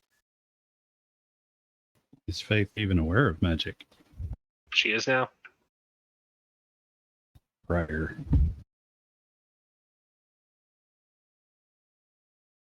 Well, if nothing else, she's like, okay, I don't know what's going on, but this is interesting. This lady came in out of the 90-degree heat in leathers that are like dripping with ice. Don't know how that happened, and does the comments, and starts speaking to the Finlay in Latin instead of normal English. He shoves all of his electronics away, and then she's gonna create the little circle thing on the ground, draw a circle, and stand in it and do magic stuff, which is kind of boring.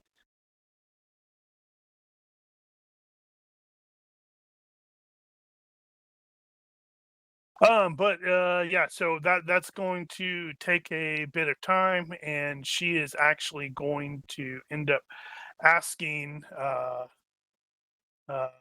probably Finlay and possibly also Faith if they can go to a specific shop in town and obtain some components for her, and she'll make a list and provide them, and you will be vaguely aware of the shop.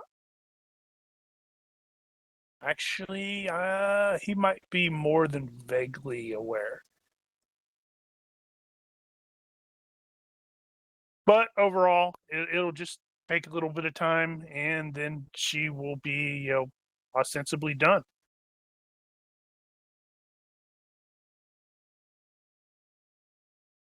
As far as she can tell, the wards are effective.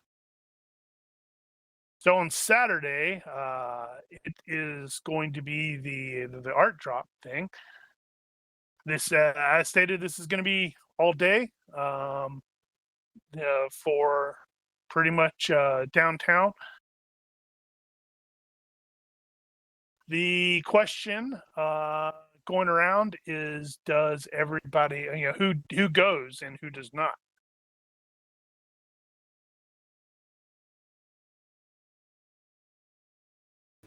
Kurt's I'll go. probably been cooped up in the hotel room all week, so he's probably ready to get Well, out. not all week. Enough of the week. He's been studying. Where are we going? This is that town festival thingy. Finlay would probably go just because the trend seems to be that where people gather, things happen. So Well, that's kind of the case anyway. Eric mean, would go you're if not his wrong. family would go.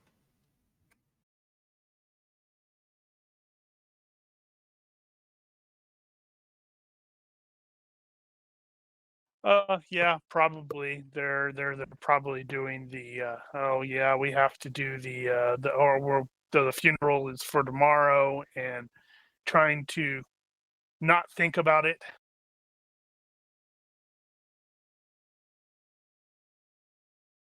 Okay, so So do the teenagers really want to go, or are they the other version that doesn't want to be a part of any of that crap?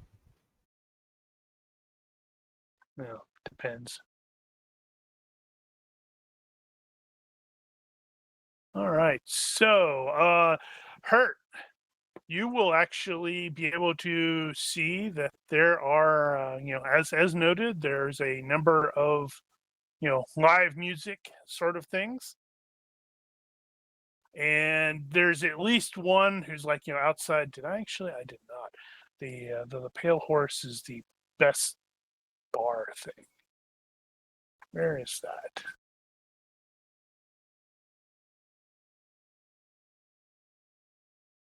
Not a great deal of space there, I suppose, but the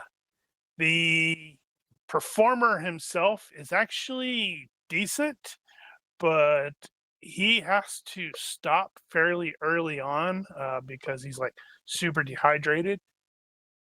Maybe a little hungover. And he will offer anyone who is capable of it to come up and do some singing or whatever.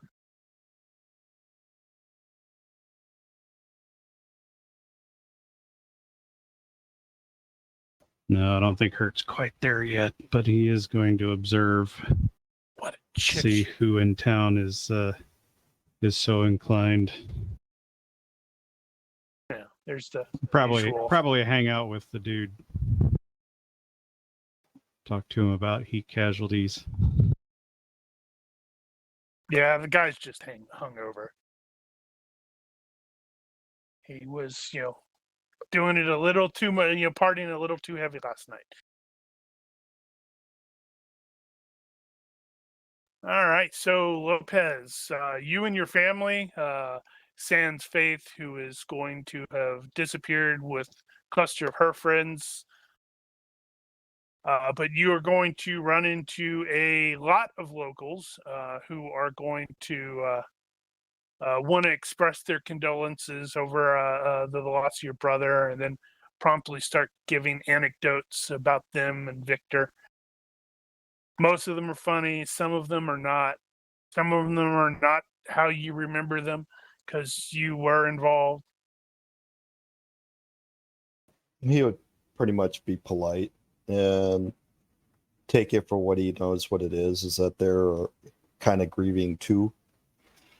So he'll accept it for what it is. I mean, if they get too obnoxious, he might speak up.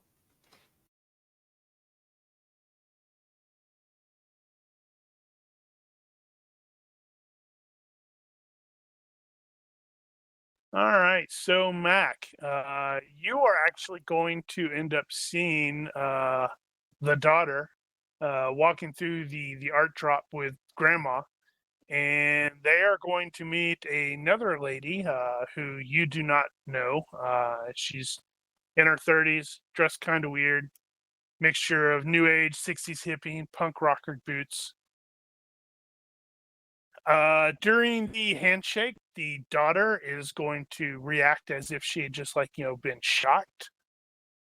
But she doesn't like flee in horror or anything. But both grandma and the stranger are just nodding, and they have the three have a long chat with June, the daughter reacting, well, oddly, giddiness, surprise, discomfort, confusion, whole mess of emotions. And then the stranger leaves. Now, to totally reshared Wizard Torres's image, but he doesn't know her name, so he doesn't get the image with the name.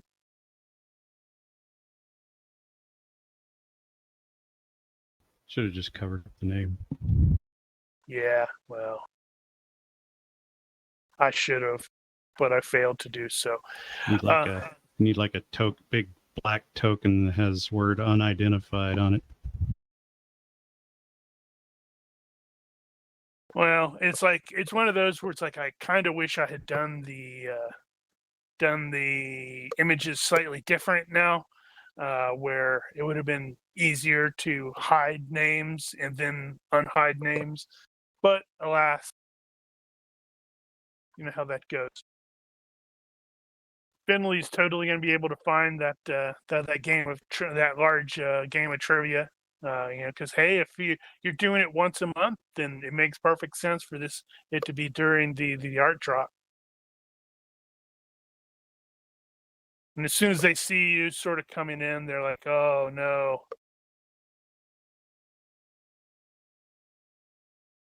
Well, he doesn't know everything. No, but it's sufficient. He has sufficient breadth and such like that. As long as it's not, hey, give me these mathematical equations and such like that. And then the problem can totally be: has he ever actually read a book that, or looked through a book with that equation in it? No, they just have to steer it to the topic of double entendre.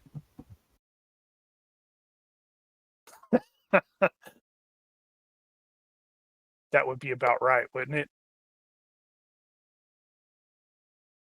Ryder, give me a vision-based perception check in the box, please.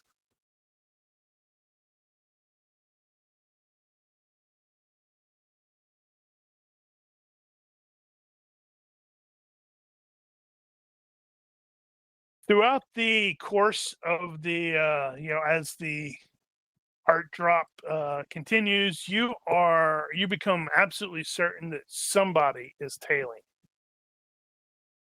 Whoever they are very, very good at shadowing. Okay. Based on the glimpses you've had, you think it's a woman, but you're not 100% positive.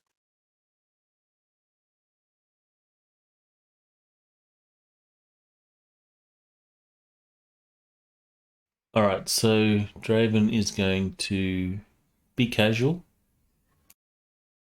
He Gonna will walk casual. look around for a place that he can go so that he can duck around a corner or something like that, so that whoever is tailing will have to round that corner and Draven can be standing right there.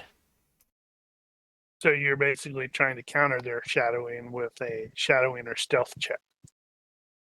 Well, not so much shadowing or stealth. Draven just wants to go to a location that if they're going to follow, they're going to have to round a corner and Draven can be standing right there to confront them. So, it might be shadowing. IQ. Shadowing or stealth against their shadowing.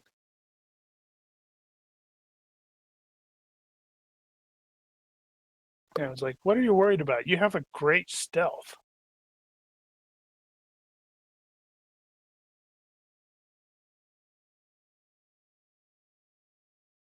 All right, so you duck around the corner, such like that. You wait, and eventually the person comes around the corner, and the Just first thing so, they say is, just so well, it's, I'll just interrupt you. It'll be in a location where he can get violent without necessarily being noticed. So like an alley or something. okay, yeah. Well, it's like the first thing the person says is like, well, at least you didn't forget everything. And you realize too, hopefully, probably not, possibly you're shocked, but possibly not. It is your mother.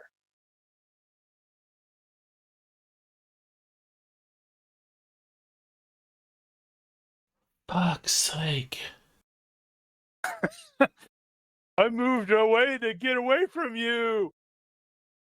What are you doing here? That's a long story. Closing old accounts, let's say. You know, you What should are call you back doing home. here? What are you doing here? This place stinks of the supernatural. That's exactly why I'm here.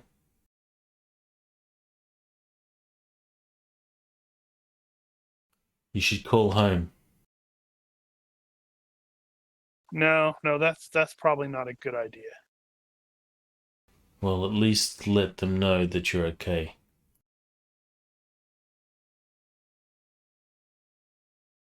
Well, I will be as far as what I was looking at Daniel's comment. An unusual feature, huge, and you have to spell it that way with a Y.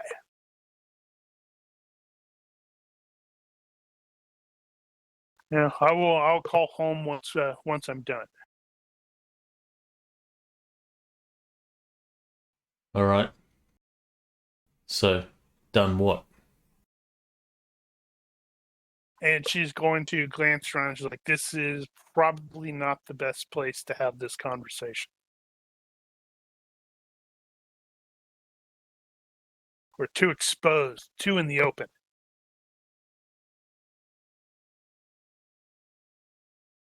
Um, how far away is the gym? Uh,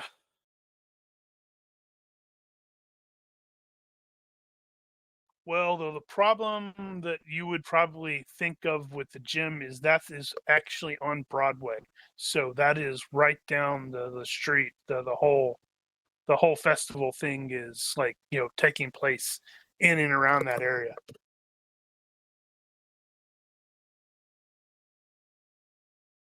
Then Draven will say, where do you suggest? Where are you staying? I just got into town. I'm not staying anywhere yet. I think we'd established that Draven's just using a motel. I think so, yeah. Yeah, that was like, the dude motel and apartments, which is still downtown, but it's still a motel.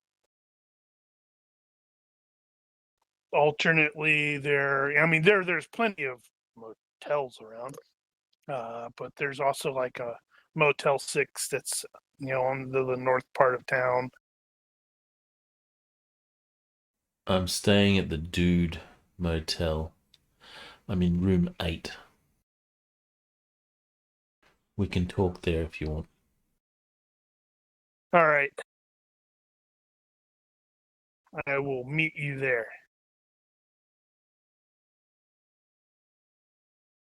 And then she's going to meander back into the crowd. Well, Draven's going meander's the to wrong word. Draven's going to like rub his head. He feels a headache coming on. He'll pick up his phone and send an SMS to his sister. Mum's okay. And that's all he's going to say. That's all he's going to say, yeah. That's the kind of crap that I send to my sister.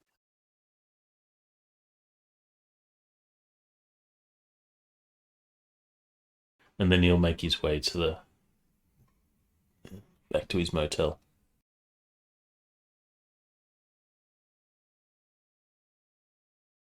At which point you will discover that Mom has, in fact, managed to get there. She has picked the lock and is already inside. And she's looking around with that unimpressed expression that she has. And it's not very, you don't have very many defenses set up in this place. Draven doesn't know what to say. He'll just shrug and say, "It's where I'm sleeping." And that's why you need better defenses. Why are you here, Mum? I had an old contact of mine reached out to me and let me know that an even older enemy of mine was sighted here in Apocalypse. And, well, I would very much like to kill this person. I only know his name is Kemper, but I don't know who or what he is, but he's definitely supernaturally empowered in some capacity and fairly long-lived. I mean, he did kill my sister and, well, ate her heart, and she doesn't look particularly happy about this. He said, ate her heart. Yes. Would Draven be aware of missing hearts and stuff like that? I don't know if Not that's... yet. Alright, then he won't question further. When I tried to find this contact, I found out he was, so I could get more information. Apparently, his house had blown up. Ah. I was there. And then she's gonna pause and give you a very narrowed-eyed look. It's like, did you blow up his house? No, I didn't blow up his house. I said I was there. Didn't say I blow it up. But there was some shit going on. And then Draven will recount the story. Ghouls and all. Some of the people that were there as well. Just in case there's a link to those people. It doesn't sound like ghouls. Interesting. Well, at any rate, I also learned that my contact had also been killed, but his body wasn't in the morgue, and as far as I can tell, he hasn't been buried. So I chalked that up to weirdness in this stupid town. Do you have any pictures? Of which one? The guy you're after. No, but I will recognize him when I see him. And ideally, I would like you to help me kill him. Sure. Good. Now, in the interim, you should probably work on your defenses and make sure to stay indoors. This place is stupid. Draven again. Rubs his forehead a little bit.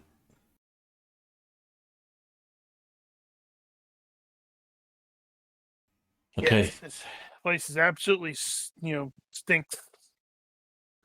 I'm fairly certain I saw at least a wizard in town, and when I was driving into this place, I saw some indications that there's a Genusqua Sasquatch that looks like it's set up some hunting grounds to the north, and only an idiot tangles with them. You're not being an David. idiot, are you? No, of course not. And at this point, he's trying to work out, how did she find out all that information so quickly? He'll probably have a dumb look on his face.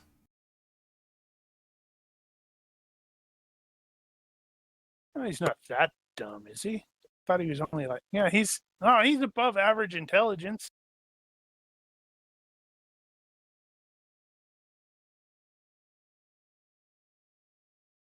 And she's going to, glance around, note that it's a one-bedroom thing. Is like, right, I will get a different room elsewhere so we can't be, taken out simultaneously. And I will contact you in the morning. It's a good idea. I should hopefully have some additional information by then.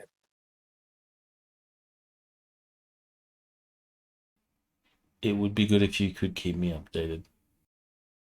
I'll let you know if I find out anything. There are some people that I've met that could be of help.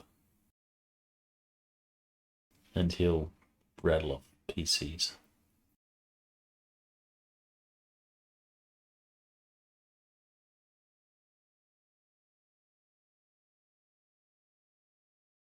And she's going to give you an odd look because a little surprised you're making friends.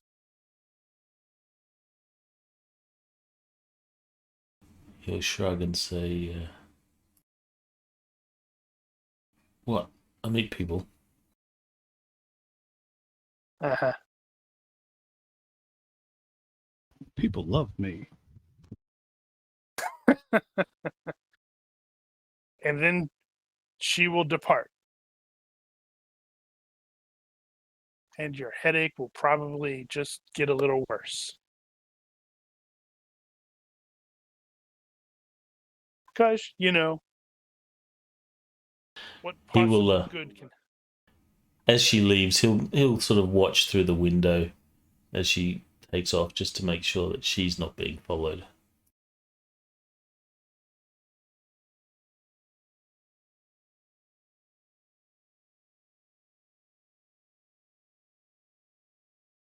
Yeah, you don't necessarily see anybody, but maybe if they're super good, you won't see them. Or invisible. Or invisible. It's all good. So on Sunday, the funeral for Victor Lopez is going to be taking place after church. But during the festival, does Yeah. Eric spot Finlay? Give me a universe reaction roll to see if because there's a lot of people in there, and it may be difficult to. The universe is cold and indifferent. I will luck that.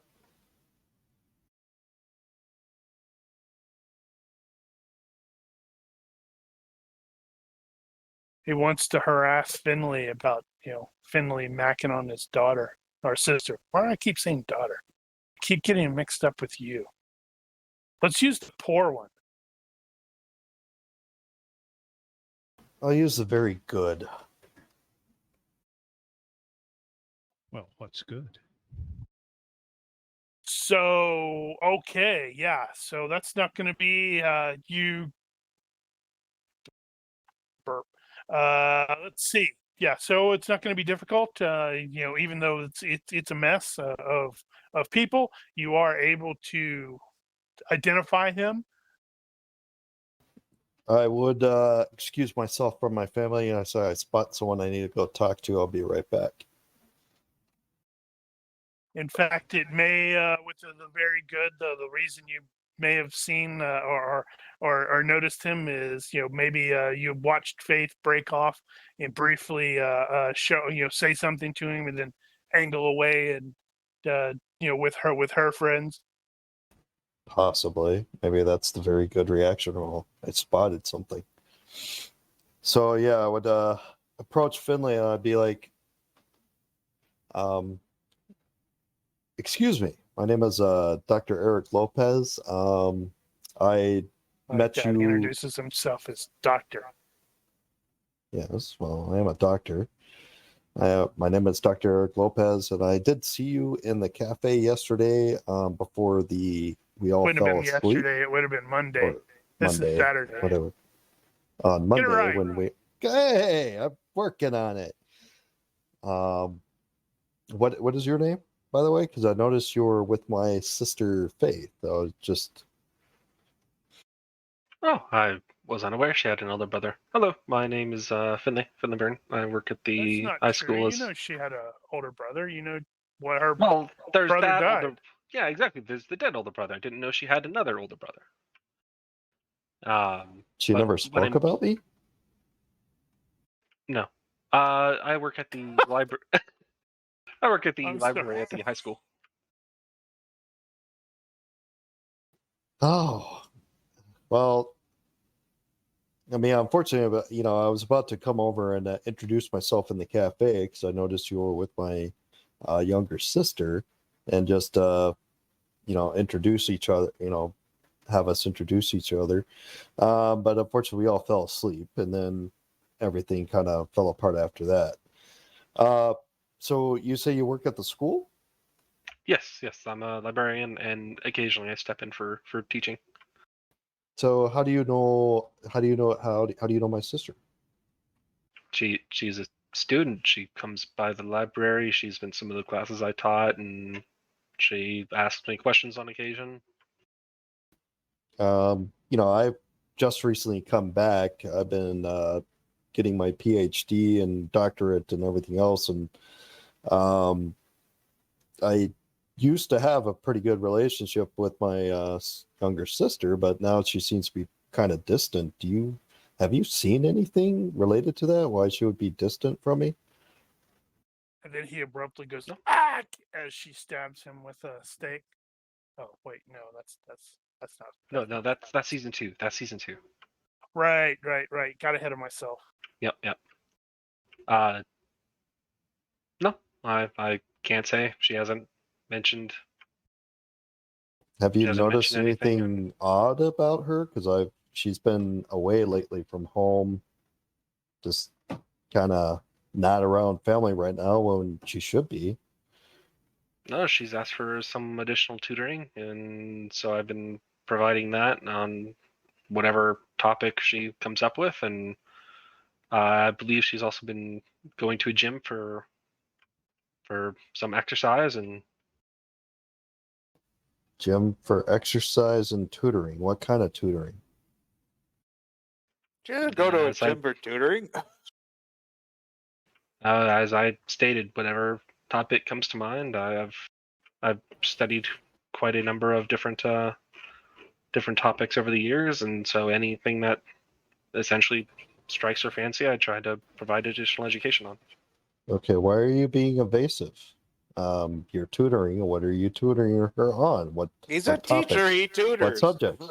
He Hey, just why are said you? everything. Mark, stop interrupting, please. As I mentioned, it could be whatever strikes her fancy. It could be anything from history, anything from myth and legend, anything from of a more esoteric nature, anything that again comes to her mind essentially. Esoteric. What do you know about esoteric stuff? Do you by chance know anything?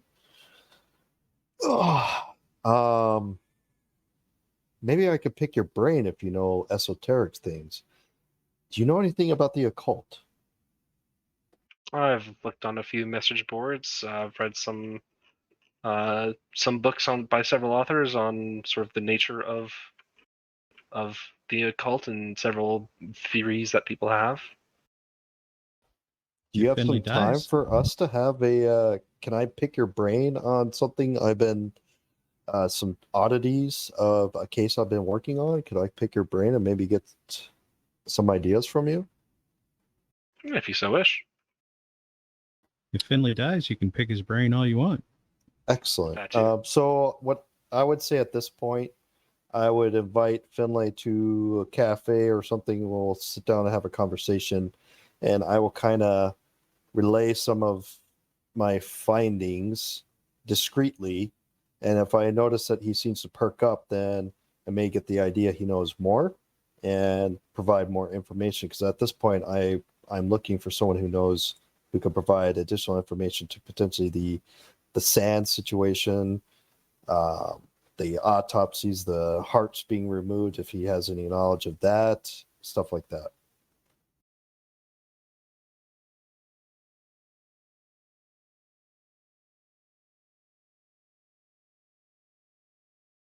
No, Yay. he'll answer whatever. Okay. Yeah. So we'll take that. What I'm saying is we'll take that. We'll let the GM play with that at that point. Let's have Finlay actually make an occultism roll to see if he recognizes any of that stuff. I just wanted to laugh at the result. There you Success go. by 12. Potentially with a bonus because he's already identified some aspects of the situation. So that'd probably be Success by almost a 12 margin just makes crit. me laugh. I don't think you can have a margin crit with a 7. I think it has to be a 6. Yeah, it has to be 6. Alas. But still, yeah, so he is most definitely going to recognize the general pseudo ritual that was utilized from the Red Circle murders that happened some years ago. The Venatori did start to investigate, but a White Council wizard was involved, or actually a couple of them did get involved, and he is aware that the wardens were actually sent. And for those of you who are unaware, the wardens are basically like the enforcers slash secret police slash, well, I guess secret police is the appropriate, is the closest. Secret police slash military wing, I guess it would be, of the White Court or White Council. Yeah, I hate that Butcher has a White Council and a White Court because it's like, nah, my brain.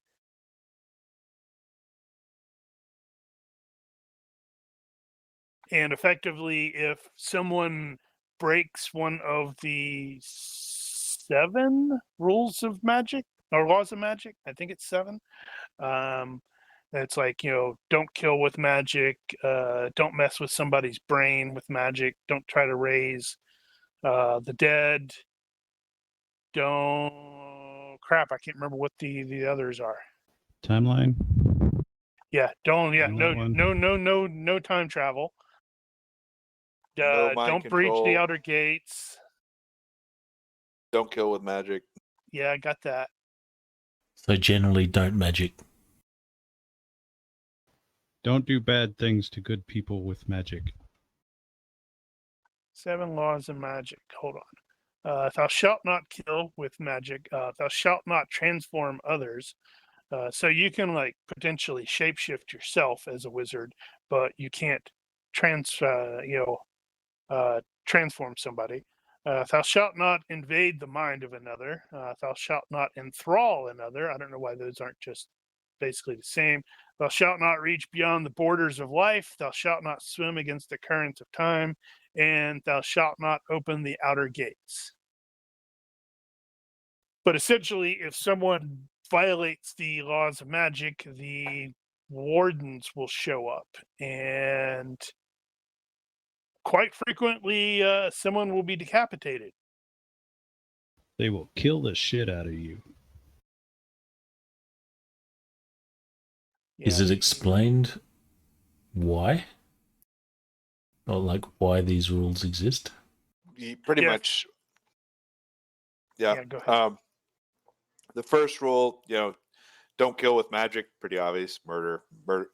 And the fact that you're probably killing someone who has no ability to defend themselves against you. Self-defense is obviously okay. Yep. They're all pretty common sense. Controlling someone without their ability is pretty gnarly.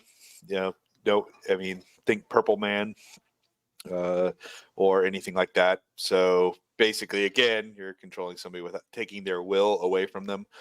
The time thing, big issues with time and all kinds of craziness there. And the outer gates is actually a whole different one, but most don't even really know about. They just know not to.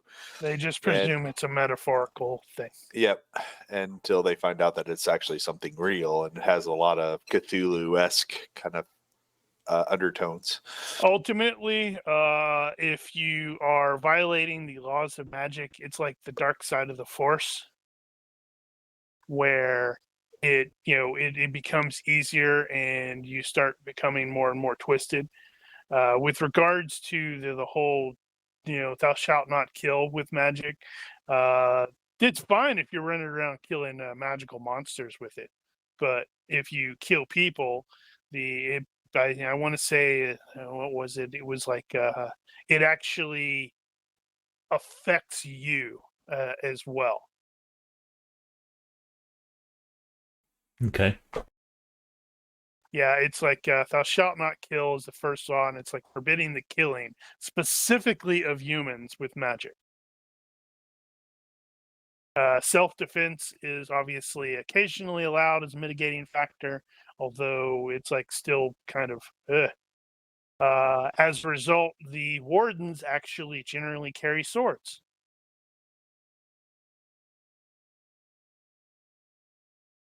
But warlocks are people who are basically lawbreakers, and they are quite frequently just straight up ganked by wardens as appropriate, as necessary.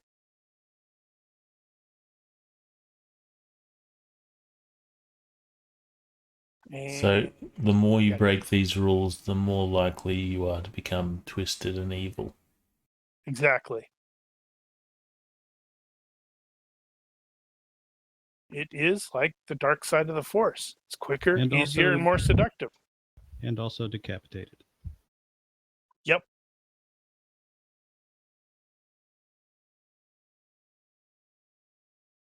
Right. Yes. Okay. I was like, why did we get off on that tangent? It's because of the law. The wardens were called in, but let's see.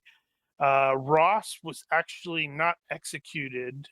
He was taken into captivity because of from what Finlay actually recalls, and his recollection is perfect since he has the 10-point photographic memory. According to what the Venatori had learned, is he was in the process of conducting a ritual when something happened that broke the circle, and there was a backlash, and his brain was basically turned to mush as far as they could tell. He was like straight up in a super coma.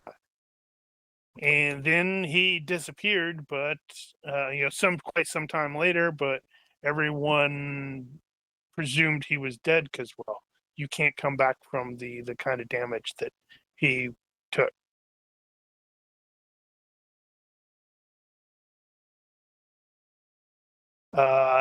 Finlay does not know what the purpose of the ritual was because the White Council did not release that information even to their allies.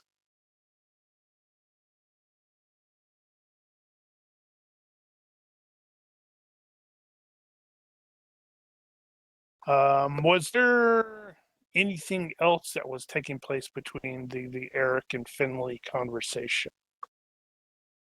Not at that. Not after he realized that Eric has no. I more than likely, based on his observation of Finlay, he's like, this guy has no motives beyond teaching my daughter, or not daughter, sister. You're doing it. It's my sister. Unless he's tutoring an and stuff like that. exceptional liar. Yeah, but he probably would get the impression that he's not going there. He's tutoring her on something. it's private between the two of them, obviously, but once he learned about the occultism, it's like, hey, someone I could pick someone's brain on, finally. So, other than that, no. And he would keep them in mind for future questions, too, for anything related to the occult. I just saw that new quirk that Finlay put in there has a fundamental disagreement with property taxes. Are you sure that's not you there, Andricus? I needed to fill a quirk spot. I make no qualms about what I entered.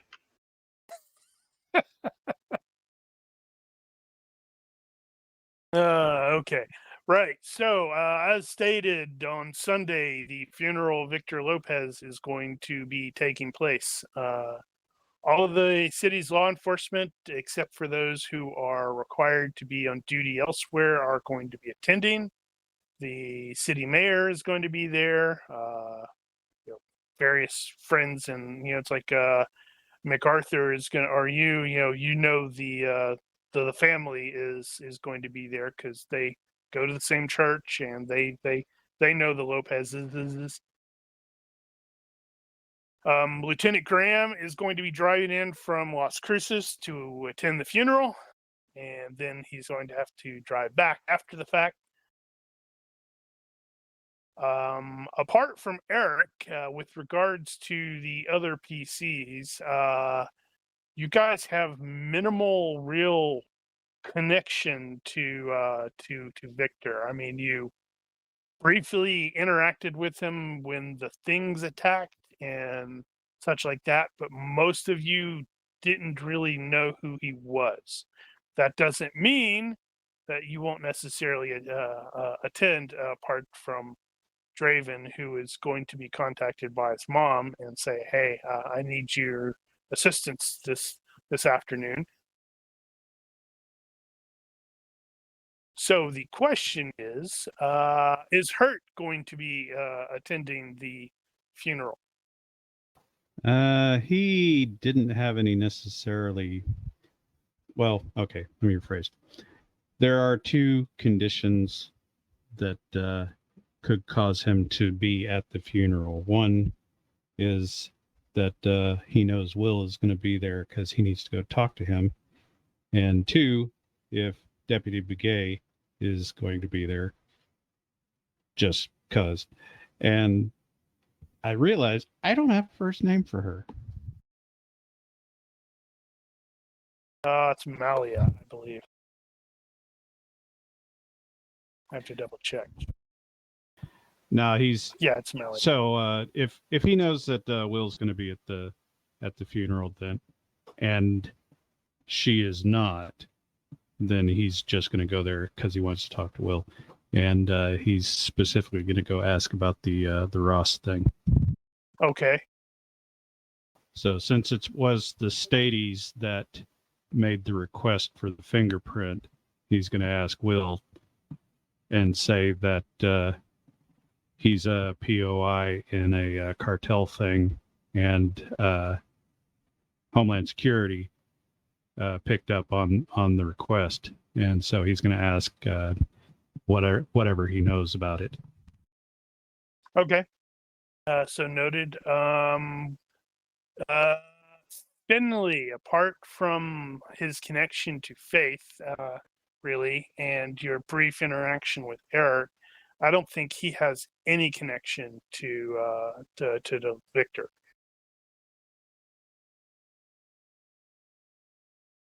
Unless you can think of something there, Andricus. Maybe Faith would ask him to come along anyway. I can't. That's not going to be suspicious.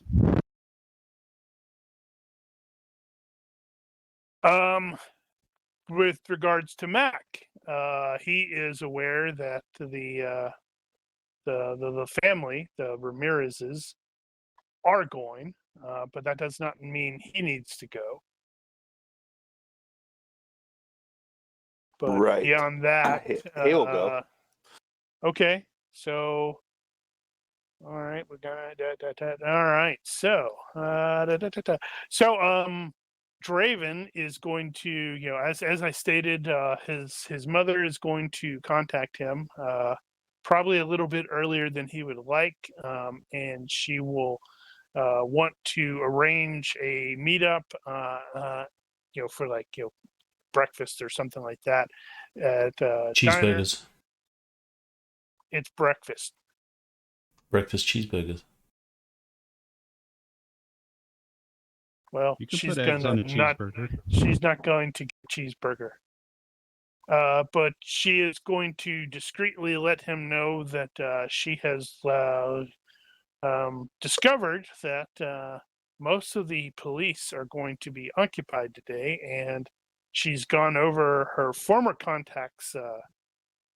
His email and such like that, the various stuff that he had sent, and she is 90% certain she's identified where where Kemper is, and she would like to go in there and gank this dude during this funeral thing, while the cops are unlikely to be able to respond quickly.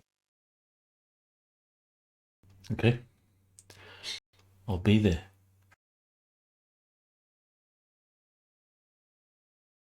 Where are we going to meet? And what time?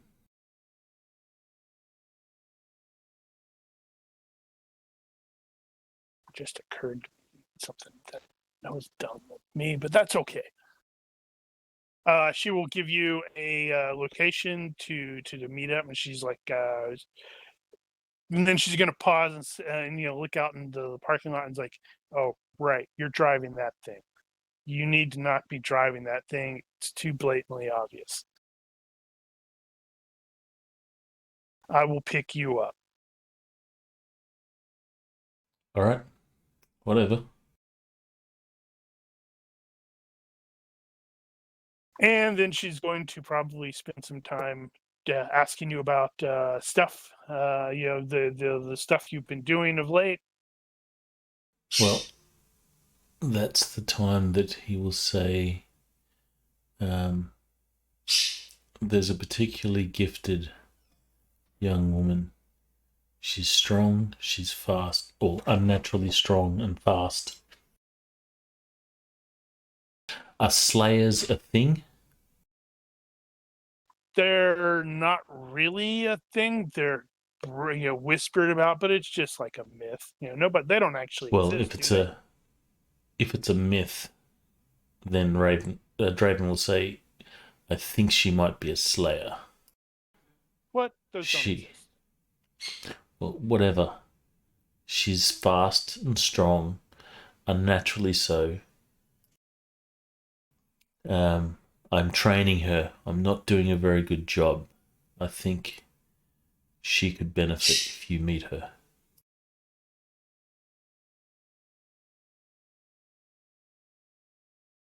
Wait, you sound like you're making plans on staying here for a while. I'll stay here as long as I'm needed here. I'm expecting to be chased out of town after we're done. If that happens, it happens. Okay. Let's see. So, okay, good. So she will, arrange to pick you up at a certain time, and the rest of you, except for Finlay, who is, I don't know what Finlay's doing. He's probably sleeping or something. The rest of you, give me perception checks into the box, please.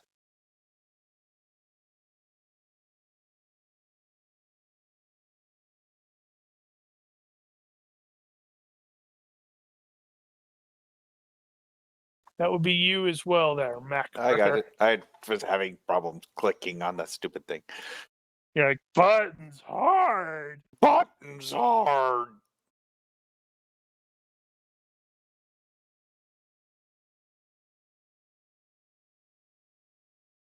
Okay, so the funeral takes place. It is, well, it's a funeral. Corpse hold doesn't on. get back up. It does not. Why does everybody presume that's going to happen?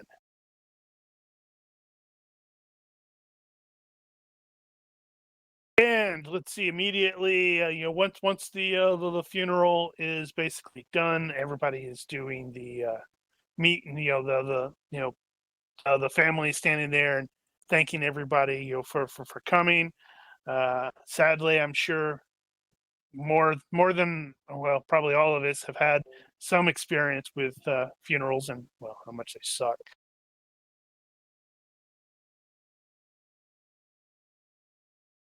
And let's see. So Hurt, it probably doesn't really surprise you that you don't like being in graveyards because they smell like dead people.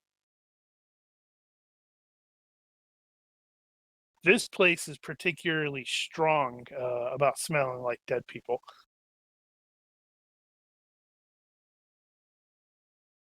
And you got the people doing the handshaky stuff, and a person that Eric, you do not know, will offer his hand, like everybody else, and while he is shaking your hand, he will murmur, "The master sends his condolences. I need you to roll 1d, please."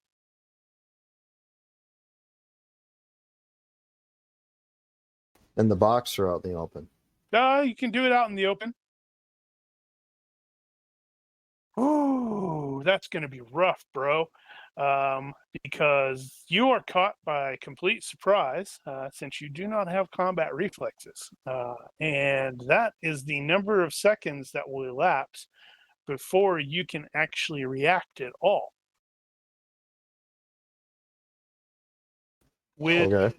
lightning speed, this dude sort of he has a one of the not spring knife, but he's got a knife up his sleeve, and he is actually going to stab you.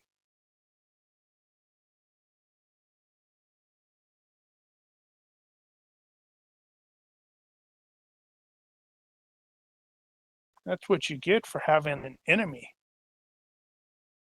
And he is stabbing you in the vitals.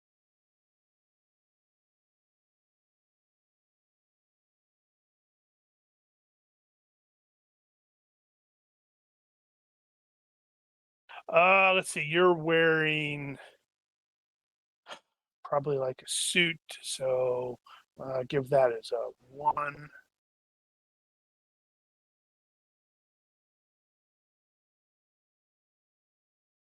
Wow. Oh, yeah.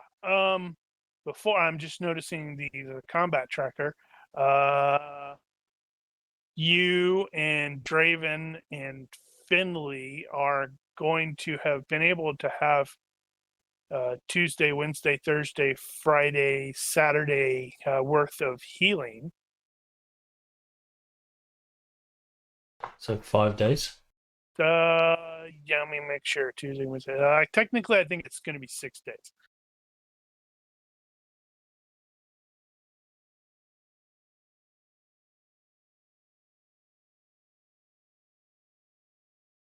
Mm-hmm.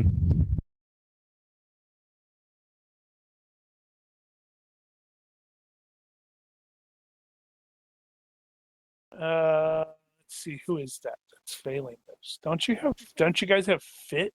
Oh wait, you failed that by 3. Draven has fit, so there's only 1 failure so far. Lame.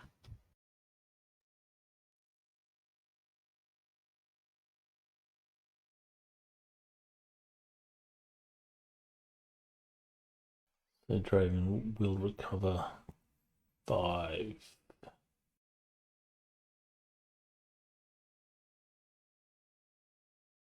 Oh, apologies. I was on mute. That one was the only one that Finlay needed, so he's good.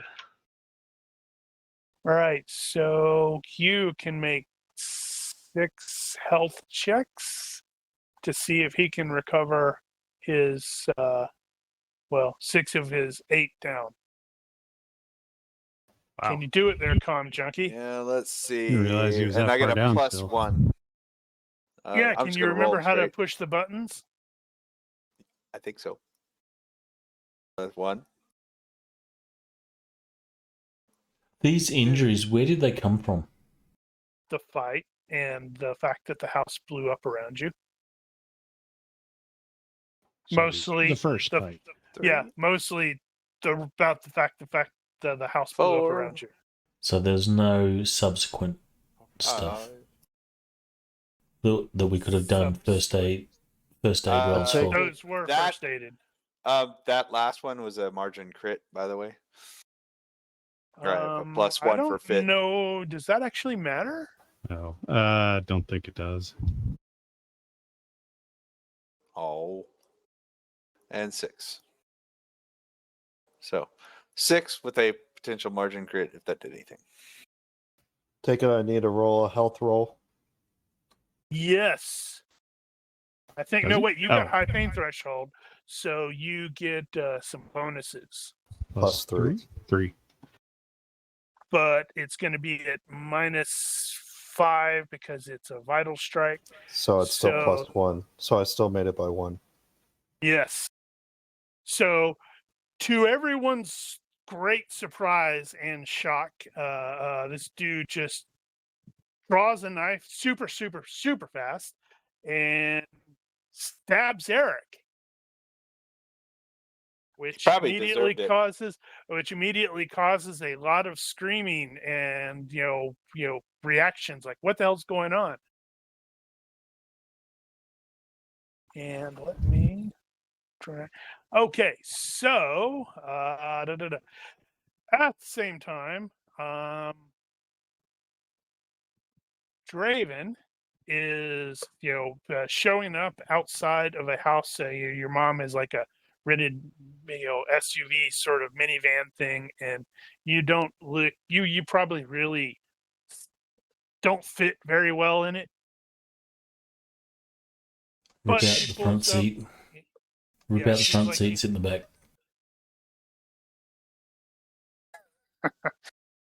She is going to drive to a house that you are able to see, and she's going to point it out, and it's like, all right, so I'm going to go in the front and you go in the rear door.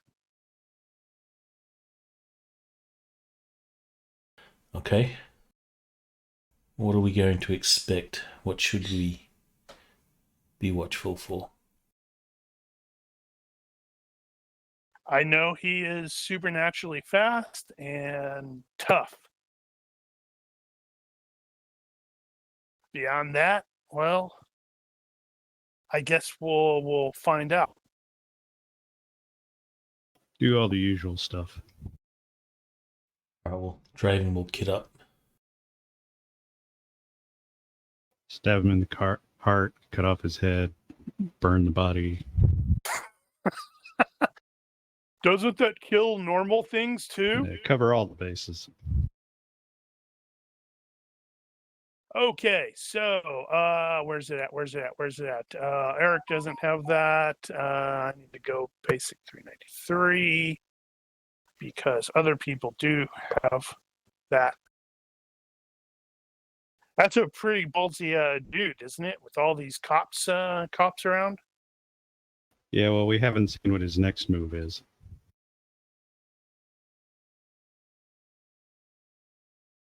All right. So, for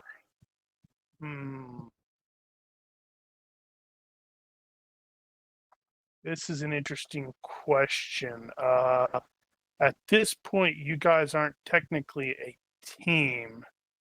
I'm wondering, and you're also like scattered. Yeah, I wouldn't count that. So, is that's going to be initiative? I guess I'm gonna roll a D and a 1D, and Hurt will roll a D, and McArthur will roll a D, and all of us will have combat reflexes with the +2, and if you have tactics, you'll have a +1. And Oh, okay. You're considering everybody separate.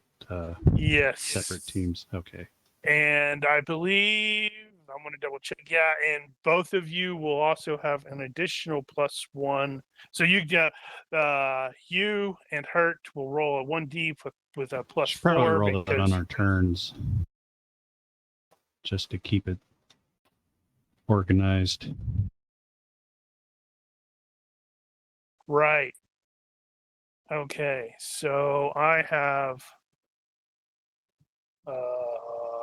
2, and do I have? I do not. So I have a +2.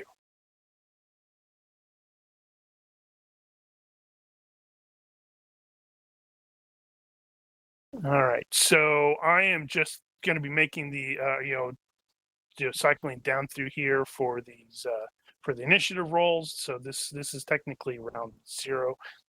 So you make a you didn't adjust your injuries. You're down just to 2. Just to 2. I made 6 of them, so I got it. Okay, so you rolled a 5. What happens if they are tied? Nobody is taken by surprise. So okay. So neither of you are taken by surprise. Nope, sorry, skipping you. That's not appropriate, Ryder. Hurt +4. Let's see. Is it 4? Yeah, because you have combat reflexes +2. You have a higher IQ than this guy Okay, +1. that was and the you have a question. point in tactics +1.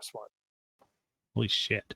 Okay, so all 3 of you have rolled a 5. And that means none of you are taken by surprise. Yeah, we're PCs. All right then. Except for Eric and also Will. I believe Will does not have. Yeah, Will, so oddly enough, does not have combat reflexes either. So he's like, huh? Actually, most of the cops are probably like, huh?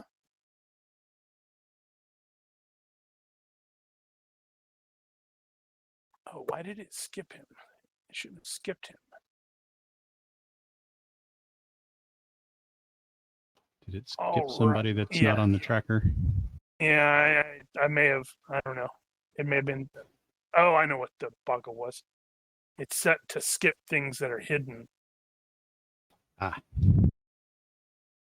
me make sure. Okay, so this is going. I should do a effect. You should have rolled better there, Paul. What's up with that? Well, he's more surprised than most.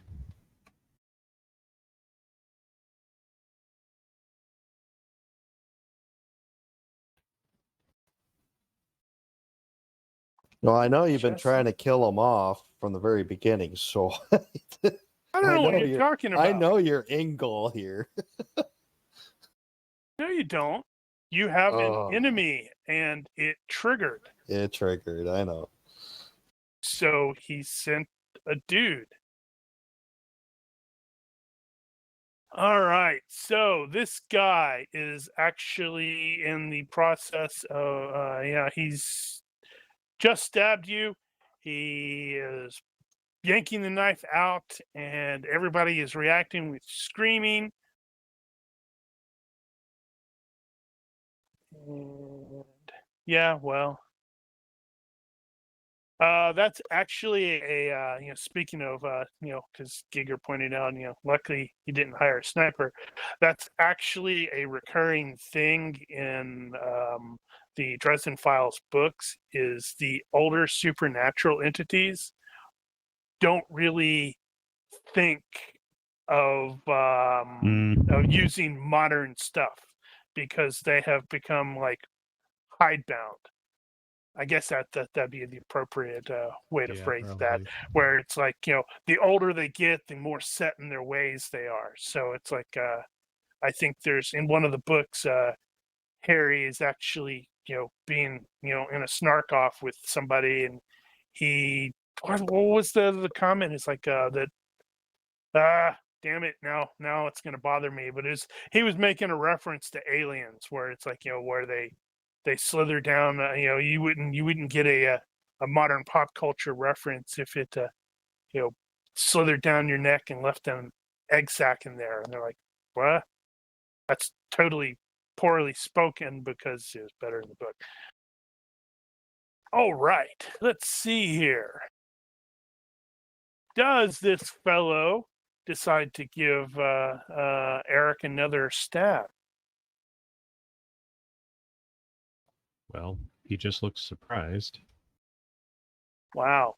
I was totally thinking it would have been the smart play to do if you had been targeted to kill someone to stab him again, but he failed his thing. So he is actually going to grab Eric and sort of like try to use him as a sort of shield. You and Hurt, you guys are going to be not close. Not what the hell. Let me look at the range. The first question is, how far away are we? You're going to be short range. And how obstructed are we? There's going to be a lot of people, but So am I surprised for 5 more rounds or only 4 more rounds? you are currently surprised when it comes down to the should. Did I do that wrong? I think I did that thing wrong. It's going to be a total of 5 rounds. I want to see what it does when it. So would the first attack that he did against me be considered the first round? No. Okay. No, because that's when he surprised you. Well, it that might have been the attack.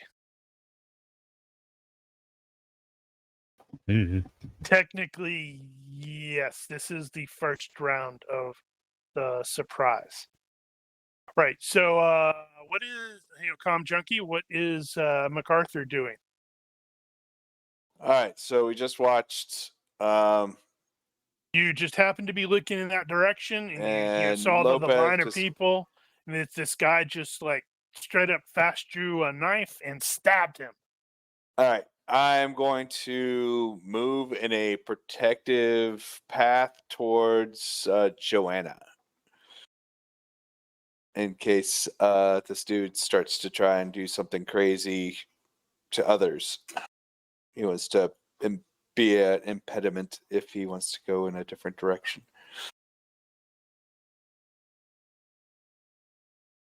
Okay. Tracker slacker. Slacker jacker. Okay, so that is surprise. Now, I believe that means you can do nothing. Now there is that alternate rule in GURPS Horror that allows you to do something completely useless, but not necessarily just stand there.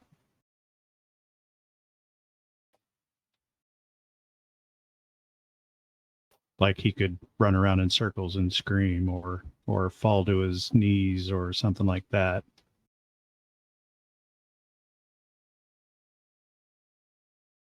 Yeah, I'm totally fine with that sort of thing. It's entirely up to Fran Javier. Oh, so I can do something? It can't be useful. As long as it's completely useless. Then I would be... My name... Well, he's trying to hold me as a... That's true. You are correct. Yeah. So what? You tried... No. I adjusted that. You made a good point about the surprise thing. He caught you by surprise as he stabbed you. So he has just stabbed you. So then, basically, I would fall back in shock, stumbling away. So, moving away. Yeah, taking a step back is fine. You're like, Stagger. ow. Seems reasonable. Okay, good. It did adjust it. You notice it ticked it down to 4. All right, Draven. You are going to the house. All right. There is a door. You're the backdoor man. Draven's the backdoor man. Ate more chicken than any man ever seen. He's going to inquire what the signal's going to be, and then he'll stealth around the back. Yeah, well, I'm presuming you're. Well, I guess I shouldn't do that. Give me a stealth check. That's kind of dumb of me, isn't it, to presume anything? At least I didn't assume. Well, hey, that's not a terrible stealth by 4. All right, so you will have been able to get to the back, and you can hear the maternal unit knocking on the front door, and you're waiting and you're waiting, and clearly the door is opened, and you can hear the shouts and surprise, cries of surprise and such like that, and a lot of noise. It's probably indicative of a fight. All right. Kick the door in. You've got forced entry, right? No. I got brute Well, Well, force. all you got to do is kick the door. Yeah, then just give me a straight up strength check. I'm totally, crit hunting here. I want to see if you can roll an 18. That's not an 18. Actually, That's by how'd they- 6. They Oh, this is a simplified kind of that in action. Did they? Yeah, I believe they did. Well, I'm not going to look it up because it's a flimsy door, and he's got a freaking strength of 19. So he kicks it, and the door just explodes inward because it's a crappy door. And Draven will charge in. He'll be looking around for any particular threats, but he'll be working his way towards the front of the house. Okay.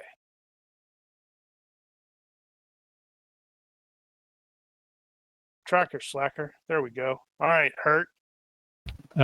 So the only person that hurt here is really interested in the moment, never minding McArthur, is Will, who is kind of standing there surprised. So So you totally don't care about the fact that Eric just got stabbed? well, I'm getting to that. So He's like, the only person he cares about. Sorry, Eric. other person. Let me start over. Okay. He was standing there talking to Will. So Yeah, and he is circumstances wherever had Will it- was. Yeah, circumstance have it you were facing the line, and Will had his back to them. So that's why you were able to see Right. the stab. So the question is, how I need a clear shot on the attacker. How long will it take me to get a clear shot? That is, I'm going to have to move through people. I'm going to have to get in a position where I don't have somebody in my backstop. To be perfectly honest, And I it may think never you- happen. Well, it could theoretically. You're a gunslinger too. It could theoretically happen right here. You could just quick draw and take the shot in the guy's back. Right. But do I have a clear shot? And is there somebody in the backstop? It's clearish. I mean, it's like not everybody is just in a big cluster. It's, Well, I don't know. It's a funeral. There's clusters over there, clusters over here, and then you've got the line where people are just sort of going up there to, shake Right, the well, family's hands. And If the family which is in a line and there's a dude standing there stabbing one of them, that means I'm either behind the line and having to shoot through them, or I'm behind the attacker and the family is in my backstop, or I'm on the side and it's kind of close. So, yeah, whatever. However you want to do that. This is one of those situations where I realize I probably should have had something resembling to that. Well, I have a thought in that regard, but I am going to go ahead and roll the fast draw because he is going to do that. And he is currently concealed carry. Blah, blah, blah. Where's the thing? Just in case it doesn't matter. Okay, so successfully got it out. And he is, what I was thinking was reaction, universe reaction, and pick which one it takes to get the clear shot. So is it good, very good, what? I'd probably be good or higher. Good or higher, so be it. I do not have a shot. I will keep moving.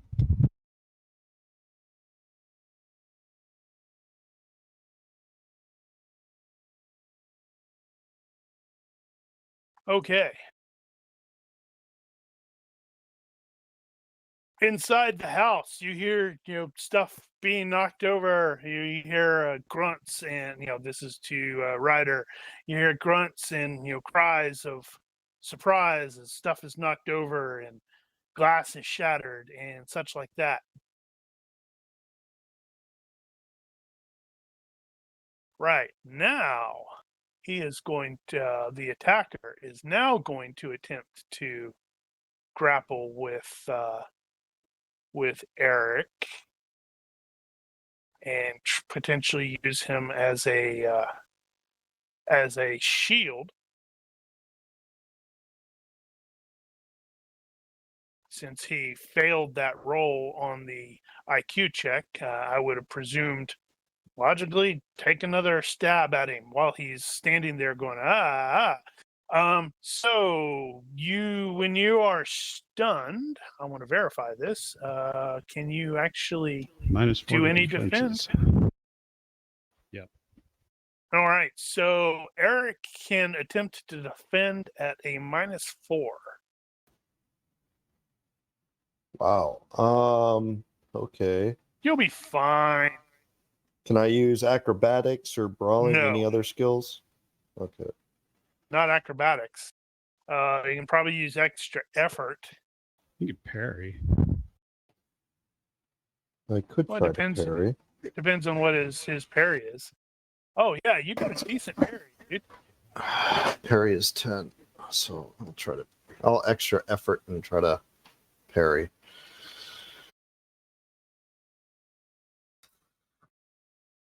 -4.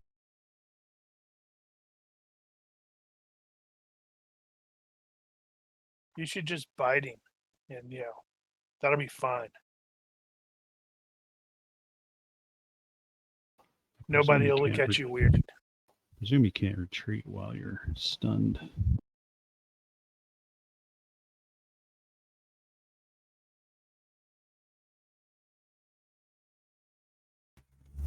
Okay, why is this not working? Because Mark is screwing it up somehow. Yeah. It is all on me. Damn it, Mark. All right, so it's +2, -4, so -2. I put just -2. Come on, roll a 3. That'd be hysterical. Hey, does anybody have anything they want to talk about right now? Nope. Roll now.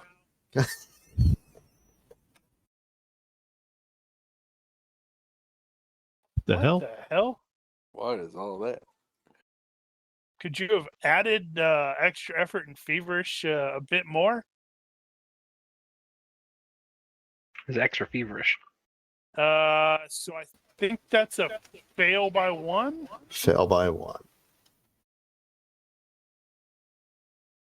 So he has grabbed a hold of your now very bloody suit. And he's got crazy eyes, as he's like, grinning like a crazy person, madman even. He's a mad stabber. What stabs at midday? All right, so Hugh probably reaching the side. It's like Joanna. It's like, he'll do the absolutely obvious statements like "Stay here," make sure you're safe, and then he'll turn and face and prepare to move against the guy attacking Eric. Okay. At this point, the several of the police probably are slowly in the process of reacting. Like, what? And also Halt, everybody else halt. here, because everyone in town carries. Well, everyone that is above a certain age. No, I want to see 6-month-old Timothy pull out a 9mm. A nice 380. What are you Maybe talking about? 25 or something like that. 6-year-old 22. Timmy is breaking out his 454 Casull. I'm very scared of Timmy. So Eric, at this point, then, since the guy just grabbed his suit, can he try to break free? Or since he's still No, he can't. surprised, so can I go limp? Possibly. That's okay. That's amusing because that's not particularly useful, but at the same time, it kind of is. Sure. Guess he's still holding you up. But it might knock him off balance. So So you I go will- limp. I will go basically completely like I can imagine this. I just got stabbed and staggered back. Yeah, I have a high pain threshold, but I'm surprised. He grabs And me, that really hurt. and then I basically just kind of drop. Yeah, it's probably because you're reacting to the surprise of the situation, not to the pain or the shock of being stabbed. So it's probably still in the process of staggering back, and he's kind of tripping over his feet a little bit and just kind of dropping. No, but I'm wondering, okay, is this a strength? Yeah, I think I'm gonna have. Well, would it be a strength or is it like a depth in this case? Because He's goes already limp, got him. that's- He's already got him grappled. So on his turn, he's gonna have to do something with that. He'll either have to hold him up or go down with him. right. Yeah. Okay. Yeah. So you go limp. That's good. Good call. Okay, so I will go to my knees or prone. I don't know which one do you go to your knees or your prone. Well, is it it's probably going. Technically, I would say if I'm going completely limp, I'm trying to go prone, but I'm Okay, not technically prone yet because he's holding on to me. So I guess Yeah. it's gonna be right now. I'm at my knees at this point, and then we'll see what happens with the next round. Okay. Does that make sense? Yep. Sounds good. All right, so I'm out at my knees now, currently trying to go prone. So if he doesn't hold me back, keep me up, then I'm going prone. Bear in mind that if you're on your knees, you're going to be at an additional minus to defend yourself. Yeah, but True. hopefully you'll shoot him before then. Who knows? All right, so Draven, you pass through basically what amounts to a kitchen, and you enter into a small living room because this house is not a very big house at all. And you will see a guy who's basically like holding a baseball bat, and your mom is on the ground in front of him. Both of them look a little beat up. He's got blood on his face. She's got blood on her face. All right. Draven will stealth at full move. That's at -5.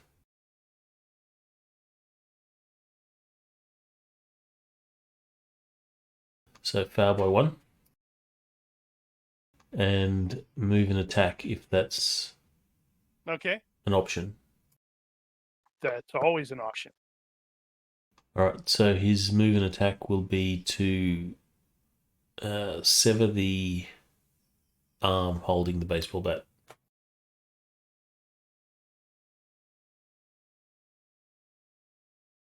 Spend a fatigue for heroic charge.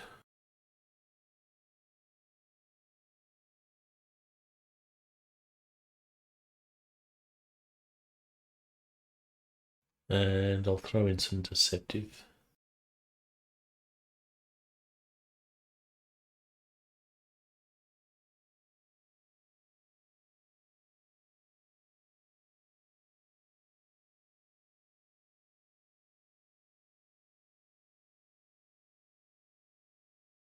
Okay, so yeah, you come in there. He's caught a little bit by surprise, but not well. Actually, probably not because you did just kick in the door, and that made a lot of noise. So that probably didn't help. You take that swing. He was clearly expecting you to go left, and you went right, and you hit the arm.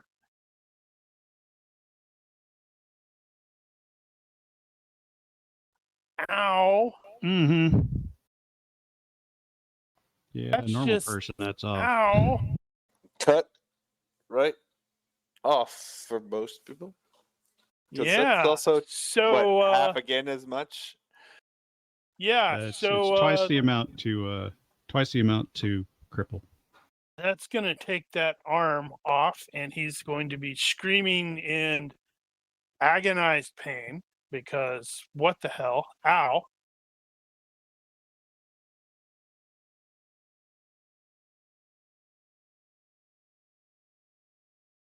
All right. So Slacker tracker, there we go. Before Hurt goes, I do have another question to Ryder is what kind of what were you actually teaching Faith? What's the first thing you taught her about fighting? Go Throw for a the eyes, proper boo. punch. Is it like a punch? Is it a kick? Is it a flying jump kick? What is it? Since he's not a teacher, he probably taught us something that he shouldn't have. Actually, let's roll. By default, the IQ or not. No, so he would have taught her something wrong. So he would have taught her kicks.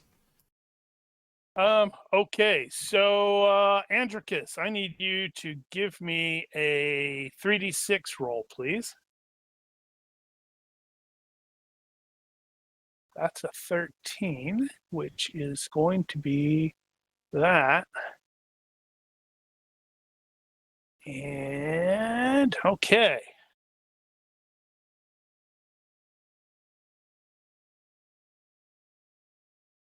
Finlay is kicked in the head. No, actually, in this guy, I was, as he wasn't, Andricus wasn't involved in this nonsense because he's like back at home sipping tea and watching, I don't know, football hooligans on the telly. As you do. Whatever. So I had to involve him in some capacity. So what happens is Faith is actually going to come up and kick the dude really, really hard. And Which dude? The guy who just stabbed her brother. Oh, right. She's here. Right. This is gotcha. her other brother's funeral. Why wouldn't she be here? Yeah, and she's right there. Yep. Yeah, that's gonna hurt. Yeah, it did hurt a little bit. It wasn't All right. as great as it would like. I don't remember how the knockback works.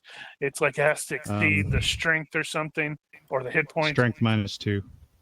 Oh, good God, no! That's geez, how much damage you have to do for that?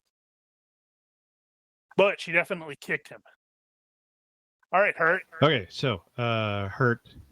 Two things. One, he's gonna keep trying to get a clear shot, and two, yelling at everybody to get down, seeing as the cops aren't doing that just Oh yet. no, the cops are so. I mean, they're in the process. There's probably a couple of them that are starting to shout, get down, everybody down. Okay, well then Or he's helping. Good. Look at that. Apparently, you I have a line shot. of sight. All right, here we go. Yeah, where's the thing? So there's that and that. Good. That is going to be so okay. He is grappling, but he's also standing compared to Eric, who is kneeling or in the process of kneeling. So I guess he's still going to be considered in close combat. I believe that's -2. Do you have that as a So- gunslinger? Yeah, I think you'll still have that. I believe so. Or yes, I think so. Right. Let's see. So we're gonna. This isn't my weapon bond weapon. Is it not? No. But I am gonna get act on this, so I think I'll probably be okay. So we'll go face. And you can all out too. True. All right. So close combat, face, AOA, reflex, accuracy. Yeah, I that's do good. have a concealable vest. Would that have mitigated any? You're not gonna be Would you wearing wear that it to at your the- brother's funeral. I might if I have an enemy. Yeah, probably weren't expecting that. Shot over. Wow. You still hit. Wow. Still hit. Can I luck on your behalf and give you better rolls? Technically, that does affect you, but no, that's not going to change anything anyway. Seeing as I did actually hit. Okay, so is he going to be aware? Is he going to do anything? I'm looking at some stuff on here. Go ahead and roll it. Actually, he's not even trying to dodge. That's not encouraging. Okay, so that's to the face, which does what additional? Ow. Oh, Oh. that's a skull hit. Oh, I hit him in the sweet spot. Yeah, you did. Let's see. So that's -2 for skull, and then ×4. Yeah. Damn.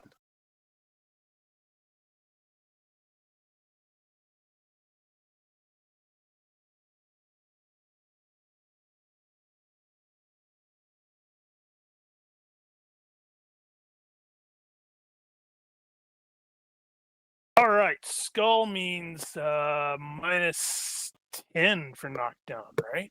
Yes. If it's a major wound, it's -10. Well, how could that not be a major wound? I don't know. It could have 30 hit points, I guess. You did 28 points of damage. If I had 30, that would still be a major wound. That's true. He doesn't have 30. That's good. Okay, so it's -10, but it's +4 if you have high pain threshold. So 3? Why do I think it's 4? Because 4 makes more So sense. -7. Let's see. Do I have that? I do not have that health. Oh wow, I have a really good health. He must have just looked right at me when I shot. He must have done. Twice the amount takes off the nose. So you shot him in the nose, I guess. All right, so he failed the knockdown check, and is going to. I guess he's going to release Eric, who is going to, slump back as Right. he does. Let's see. However, he is not unconscious. Wow. But he is dropped down to the knee and pretty messed up. Well, stranger things have happened. This is true. Okay, so check the time. Good. So the Kemper is like screaming as his arm has apparently just been cut off, and Draven, your mother scrambles to her feet and she lunging, she grabs him and she's like, "Where is it? Where is it?" And he's too busy screaming and pumping lots of blood out of that arm.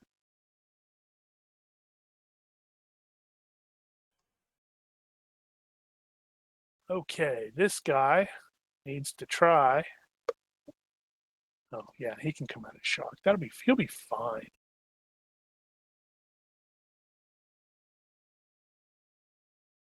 To absolutely everyone's surprise, this dude, after taking that round, he's shaking his head. He's wobbling, but he seems to have sort of come back to himself, and seems to be like, "Oh, hey, I'm okay." Well, not okay, I'm conscious. Did he knock down? Was he knocked down? He was knocked down. I'm just, in this case, I'm just presuming he fell to his knees because of what he's about to do, and he locks eyes with Eric, and Eric, he's got this. Well, he's hideous now because not hideous. What is it's ugly and then hideous? Is that right? Right. Something like that. Well, he's got blood gushing out of the nose, and that was a really, really good shot. And he locks eyes with Eric, and through very clear pain, he says to Eric, "See you soon," and he plunges the knife into his own chest. I don't think that's fair. Why is that not fair? Oh, I don't know.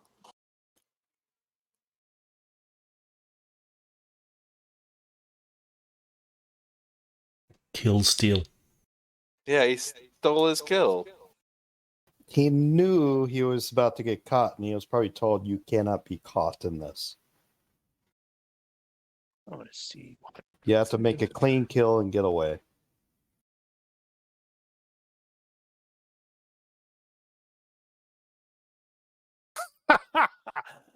Oh man, I was just vaguely curious. I rolled the chest thing, and he apparently, I wasn't kidding when I said he stabbed himself in the heart. Oh.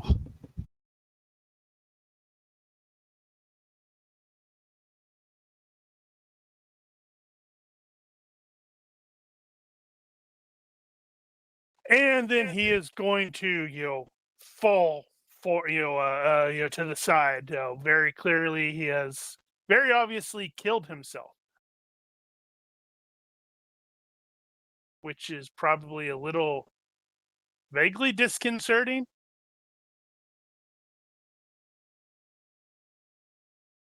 Oh, right.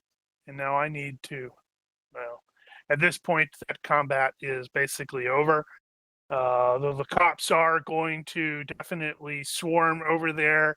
And Hurt, you're going to get, some weapons aimed your direction. But by that point, Graham is by that point, Graham has finally snapped out of his thing, and he's just like, whoa, with me. So they know, yeah, not shot, and everybody's gonna, that just did occur to me that everybody is gonna be talking, or at least in the Leos, everybody's going to be talking about the fact that you just nailed this dude right in the nose, and it was like bang, oh, and he fell down. Like, damn. Okay, so yeah, so it's no longer the shooting is no longer transpiring for you and Eric, and then you're gonna have people swarming you for first aid. Your parents or your parent, your mom is gonna be freaking out. Both of your sisters are, well, actually, Patience is freaking out more than Faith is. But she is still freaking out a little bit. I mean, you did just get stabbed. That'll be, obviously I'm in pain, but I'm holding up. So, but yeah, it's okay. Just get me to a hospital. I'll be fine. Well, he's probably diagnosing himself in his head while he's Yeah, doing and this. I'm like, check for this get and me that. my medical bag. I can take care of myself. Honestly, there's probably EMTs present who were, Probably. who knew your brother and were, friends of his, or at least associate, not associates, but familiar with him. So you're probably going to be okay. Although your kidney may have been stabbed. Yeah, that was a vitals hit, wasn't it? That was a vitals hit, yeah. So it didn't kill him instantly, therefore it probably wasn't heart, so it may have hit a lung or something. He'll be fine. Maybe he won't. I may have to bite someone, but I'll be fine. I was amused by the fact that it's like, I did the damage. I'm like, oh wow, that actually comes out to exactly 19. Although now that I'm looking at it, I'm like, how did that happen? I'll have to look at it again, scroll back up, unless I totally miscounted. But hey, I've had like 2 rounds since then, so I took my finger off the piece, right? So Ryder, your mom is definitely smacking the dude about, shouting for him to tell her where it is. Did she pick up his severed hand and beat him with it? That would have been really funny, though, wouldn't it? So, Draven wants to put this guy on the ground, so he's going to do like a rapid strike sort of thing. The intention is to take his Karma and drive it into this guy's knee. Okay. Just before you do that, the guy is no longer fighting back because you took his arm off, and now he's like sitting there holding the stump, screaming as it's like going squirt, squirt, squirt.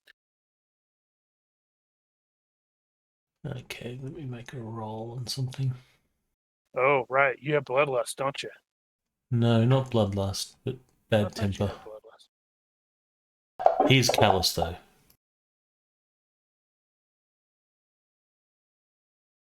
Yeah, well, callous is just you don't give a damn whether you could just like walk away now and let him bleed out in agonizing pain. It could also be he doesn't care if he kills him either. So, well, it's clear that his mum's after information, so he's not going to cause any more further injury. But he will trip the guy up and put him on the ground such that Draven has like a boot on his chest and is just standing over him, being intimidating. Okay. Well, if you're give me an intimidate check. Do you have intimidation? Yes. You should. Yeah.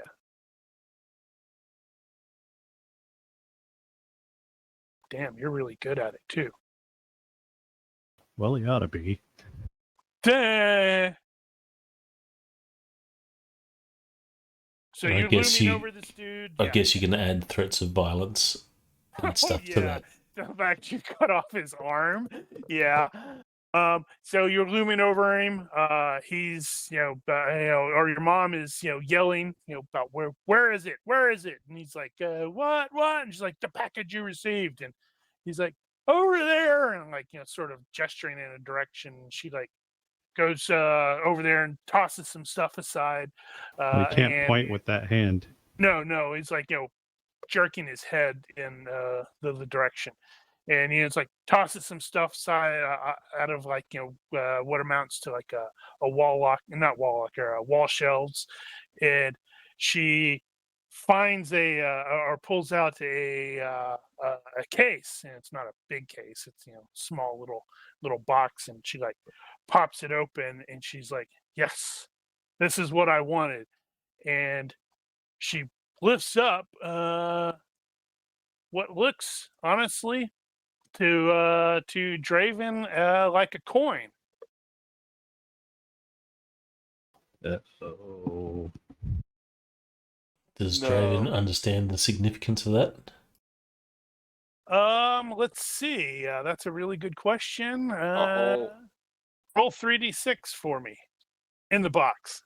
I know what Mark's thinking. I know what I'm thinking. Not I need you to good. shut up.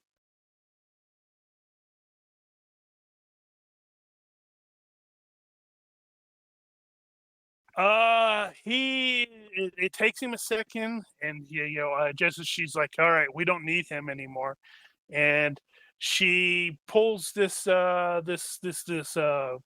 coin, and she takes a hold of it, and when she turns to face you, you will note that she has 2 additional eyes above her eyes, Oh no. and then everything goes black.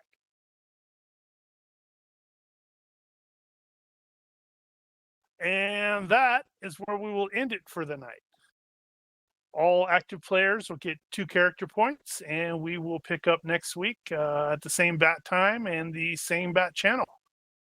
Oh no. For those of you There on haven't been any stream, bats. I'll make sure some bats show up.